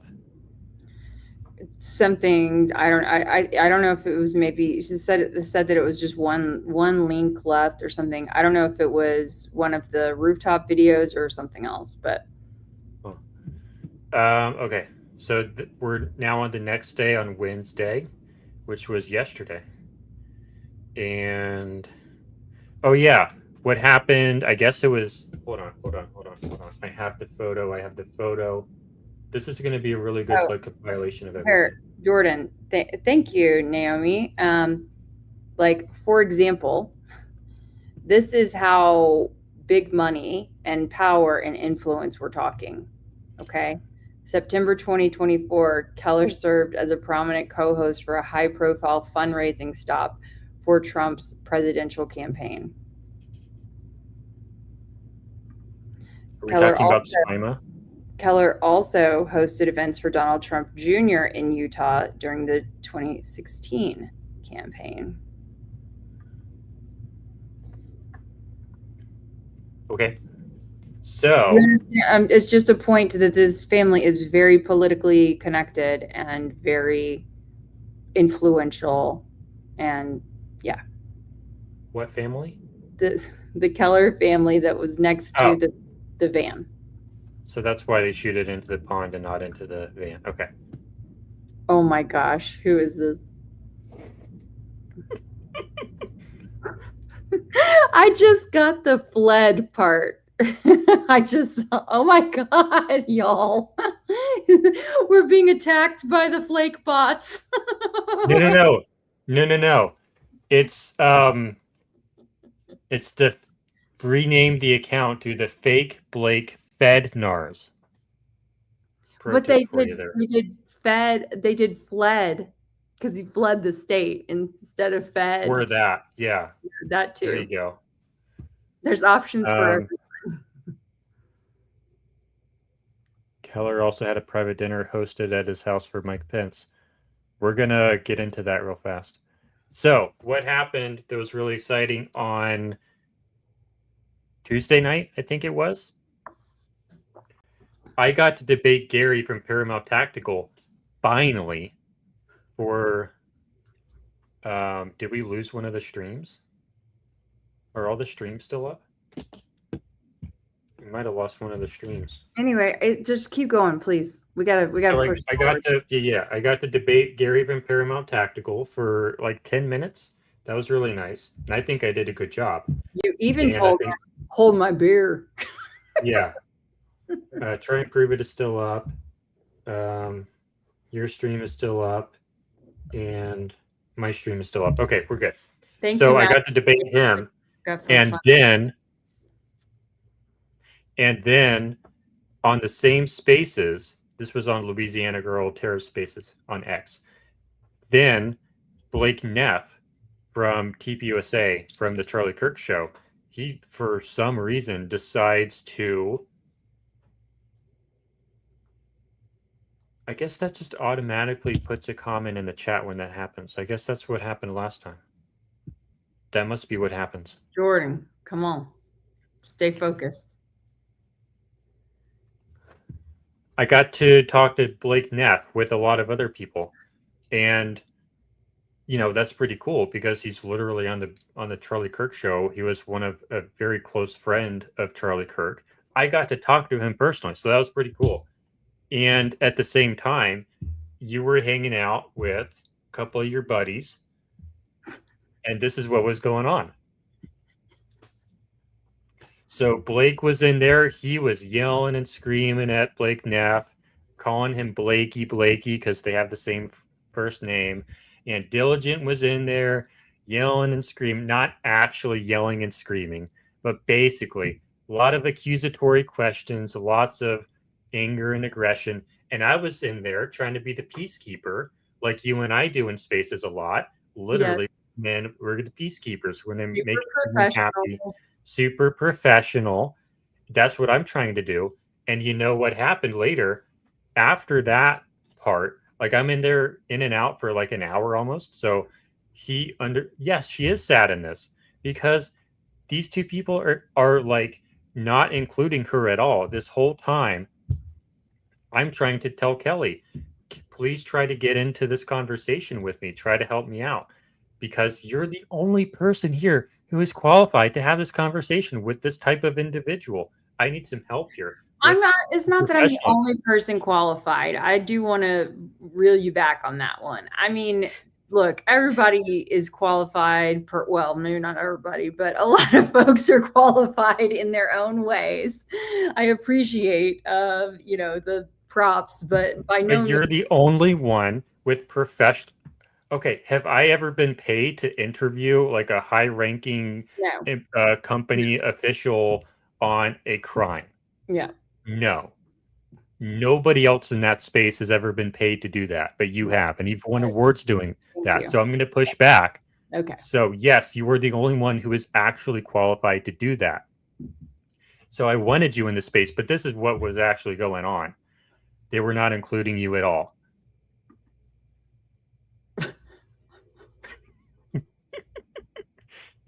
So anyway, that space ends, and Blake apparently, what's the word?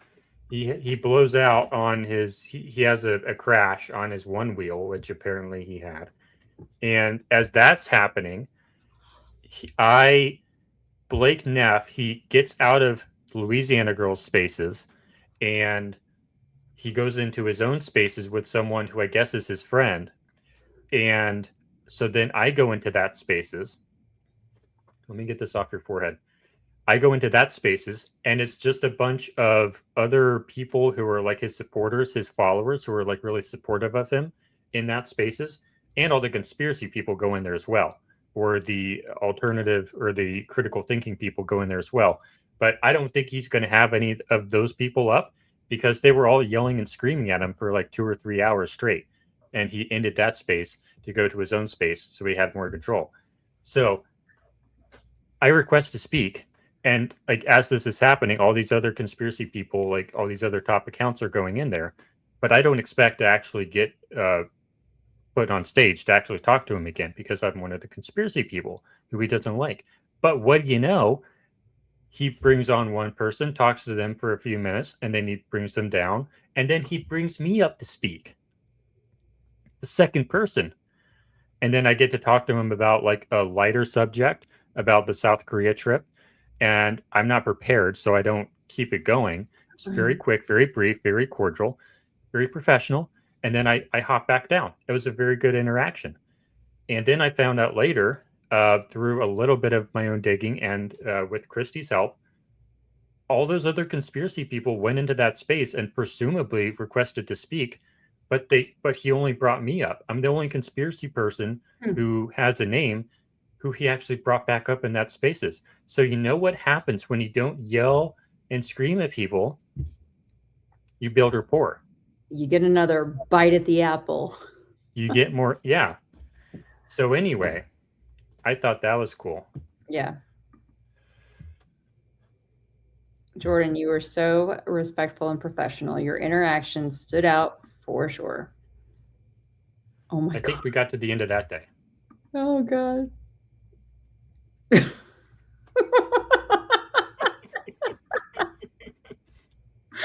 I don't know who this is, but they're funny.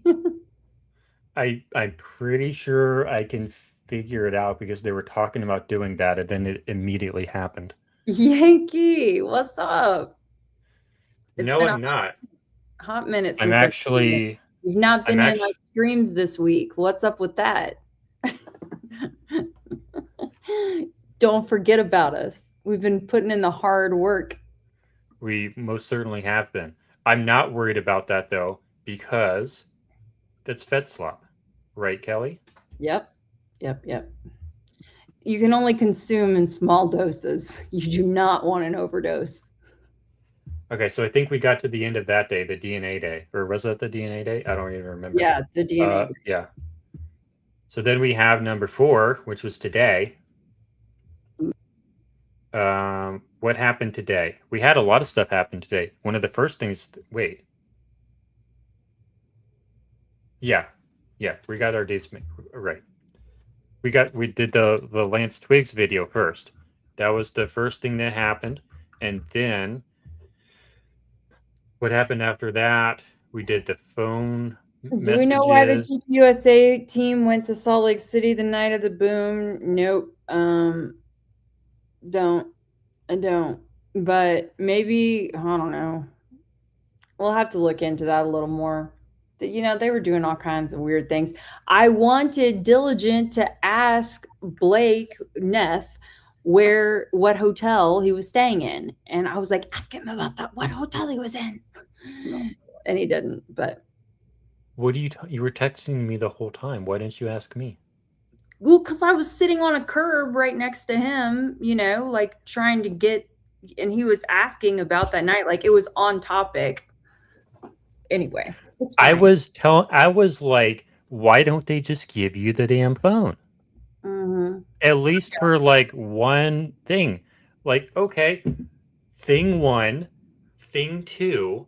Okay. Oh my god. Oh god. Okay. All right. We've got why don't they time left before why don't they let the third person talk?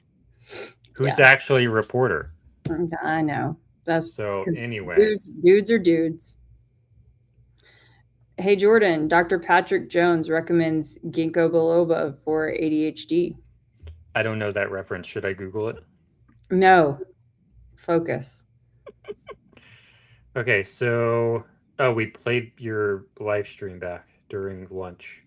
We had like a whole thing about lunch because I was trying to get you to relax and be happy and sleep. This is hilarious.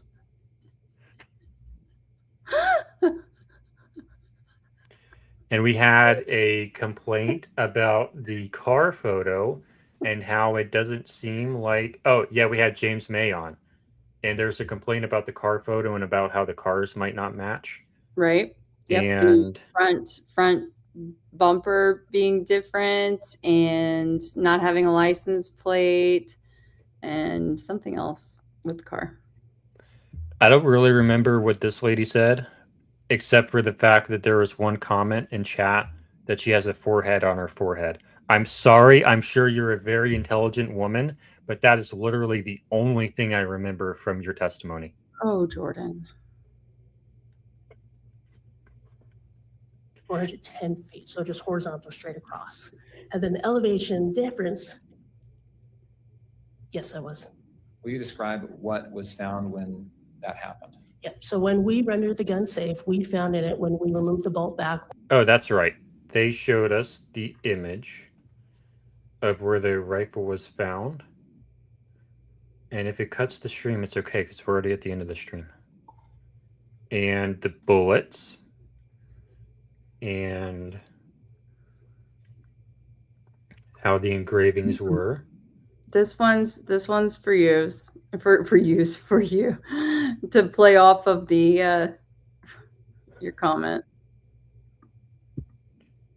You got to laugh at it. If they laugh at you, you have to laugh at them. Wait, are you talking to me? Yes, a 5-head instead of a 4-head. Aha. I didn't see. I wasn't paying attention. Imagine that. Jordan wasn't paying attention. Quiet Deluxe, good night. They say, I must go to bed. Godspeed and good night. See you tomorrow. Lord willing, the creek don't rise. Yes, we will be up same time tomorrow. Like 8:30 my time, or I don't remember what the time is. I'll have to check my phone. But kind of early, but not actually early. But it is early because we're like streaming at 1:42 a.m. my time still. And what is it? Almost midnight your time, I think. Yep. Oh, by the way, if y'all haven't hit the like button, hit the like button, please. And You then guys are If you haven't subscribed, please subscribe. Look, if we had 667 people watching, okay, right now, please subscribe to Try and Prove It. We are so close to being able to monetize this dang channel, and we need your help to get there. So please, it won't cost you a thing. Just subscribe. Yeah, on YouTube, the handle over on YouTube is at Try and Prove It with the word and, because I don't think you can put the symbol in the handle. But yes, remember what I said at the beginning of this stream about how we have the best live streams because of our dynamic. Do we not have the best dynamic right now? It's a ball, isn't it? So yeah, they showed us, and this is one of the things that we should talk about later that I'm sure a lot of people are going to be talking about, which is the photo that was allegedly a stock photo. Yeah, I'm still waiting for my $10,000 from you after I replicated. See, I wore this shirt tonight thinking maybe I would get into this kind of stuff, which I finally am. Remember how I replicated the shirt doing this? I'm still waiting for my $10,000, dude. Well, he I'm also gonna- told you he was going to buy whatever it was equipment that you needed in order to make. Yeah. Yep. And To finish out your theory. and he said that he was gonna like fully fund me, but it doesn't seem like that happened. And I gave him the link to the GoFundMe, so Maybe you should send it again. Maybe he lost it. maybe he spent all that money on the airplane ticket that he didn't actually do. Or the equipment that he didn't pick up from Best Buy that he said he needed to do before he shot for me. Anyway. Yeah, so the rifle, there's speculation that the image of the rifle that came out many, many months ago, people said it was a stock image. I said it was a stock image. Pia Varma on X Spaces, she does one every Sunday night. You should check it out over on X. She said it was a stock image. A lot of people said it was a stock image, the one with the rifle in the cardboard box in the grass. Look at this photo that they showed today, and I'm not going to show it because I don't want to cut the stream. But look at this photo. Some people are saying that the scope is different, that there are certain details about that rifle that are different, and it's not the same rifle. I looked at it. I think it looks like the same rifle, but some people, there's a conversation happening. That's what I'll say about the rifle and whether or not it's the same one. Oh, yeah, and we talked about how Sean Ryan has a lot of phrases. No way, dude. Oh, shit. Are you shitting me? So that was our lunch break. Really? Oh my fucking god, bro. It's late. We can do it. What? And I'm gonna ask the court. oh yeah, then they argued about a bunch of other stuff. Then this lady, okay, so this was the lady, and you gotta be shitting me. I almost got it. I'm spot on. Yeah, so this lady, this was actually a defense direct examination. Come this on. This was the defense's witness, and you could not tell. So when you learn how to be a lawyer, or at least at some level how lawyering works, one of the first things you learn is when you do direct examination, it sounds like direct examination. When you do cross-examination, it should sound like cross-examination. A question's asked during direct examination, you should be able to tell that it was asked during direct. You know why, Kelly? You remember? Please tell me why. Because in cross, every question is a leading question. This happened, right? You did it because of that, right? Tyler Robinson killed Charlie Kirk, right? That's how you do cross-examination. Like if you look at the Amber Heard, Johnny Depp trial, Camille Vasquez, every single question Camille Vasquez asks is always a leading question. Every last one. And that's why it's so effective. That's why it stands out so much. That's why she's so good at it, because everyone is a leading question. And there's a lot of other reasons too, but it's mainly because she sticks by that rule. However, when you look at this trial or at this preliminary hearing, you can't tell. There's not a single leading question in the entire cross-examinations that defense does throughout this entire thing. Now, to be fair, this is a direct examination, but at the same time, I couldn't figure out what his point was. Why did they even bring up this witness? Do you know?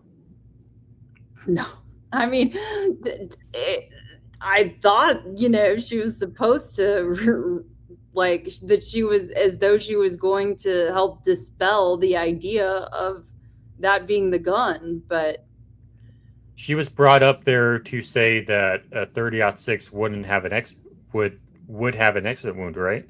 mm-hmm. Right? That's what she was brought up there for. I mean, I just remember her talking about the ammo or whatever, the bullet casings, like peeling like a banana. Mm-hmm. Hey guys, welcome back. Today we're going to be testing the difference between full metal jacket and soft point ammunition. Both have the same type of brass, the same type of primers, and the same. I thought that showed the banana peel. Hold on.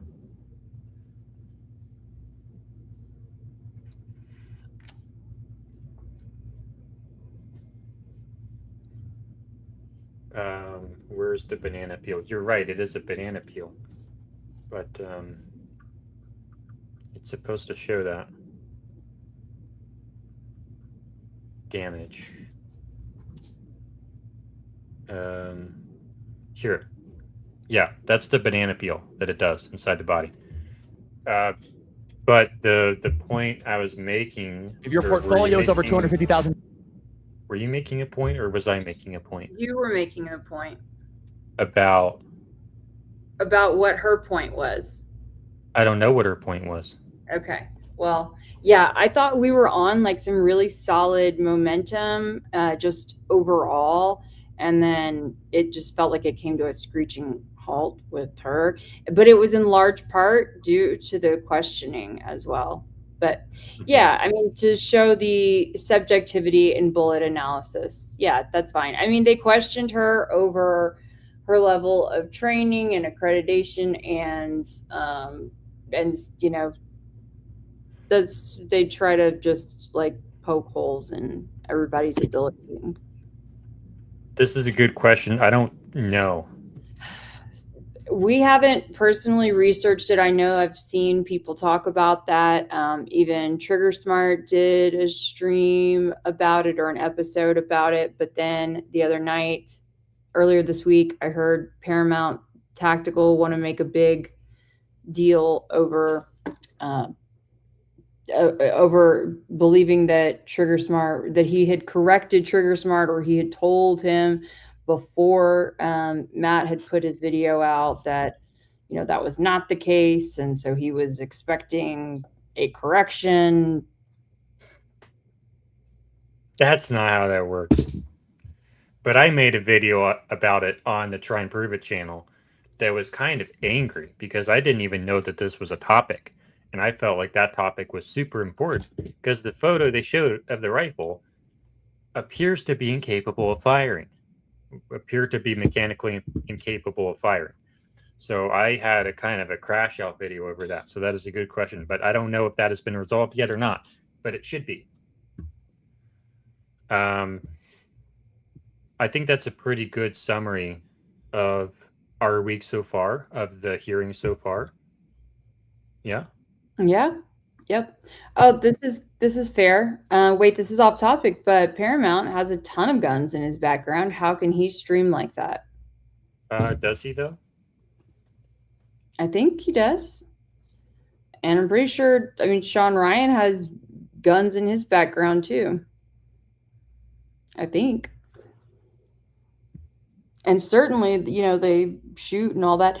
My assumption would be that if a channel has ton of guns, has a tendency to show those like on the regular, then YouTube is more conditioned to accepting that. And then if you do something like out of the blue, and I don't think it's just live streams.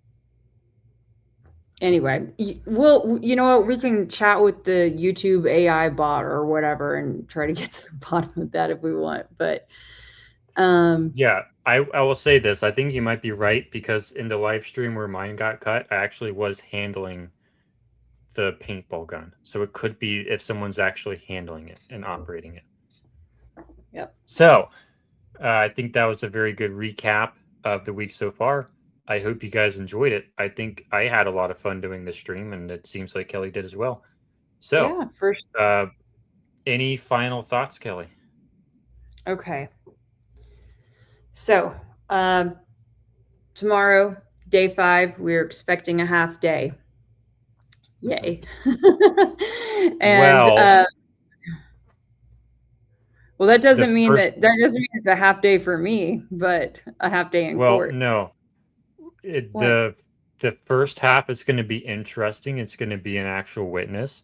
However, in the afternoon, we're going to have to talk about some really boring stuff. And I'm going to try to get you to get off the stream so you can go do more important stuff. Right. Because they're going to be talking about this really like boring stuff. And I'll probably stay in the stream, or maybe I'll get out of the stream. I don't know.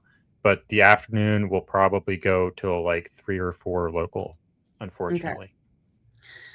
So we've got physical evidence that places Robinson at the scene, but has real DNA methodology holes, a confession tape, and a text chain that, redactions aside, which they were plentiful, is about, depends on who you ask, but direct, as we've seen so far. Judge Graff is expected to rule on probable cause. Well, probably not tomorrow, but in his own sweet time. Hopefully sooner rather than later. And let's not forget, Donald Trump Jr. made a pretty big splash in the court this week and made a pretty big presence. And I have to wonder if that wasn't, at least in part, an attempt to send a strong message to everyone involved that, the big Trump is watching. If, you want to keep debating this after the stream, please drop your probable cause predictions in the comments for the stream. We would love to hear what you think. Every single comment, like, sub, it all helps our channels grow. So thank you so much. And we will be back with you bright and early in the morning. Good night, guys. Are you going to do it? Yes.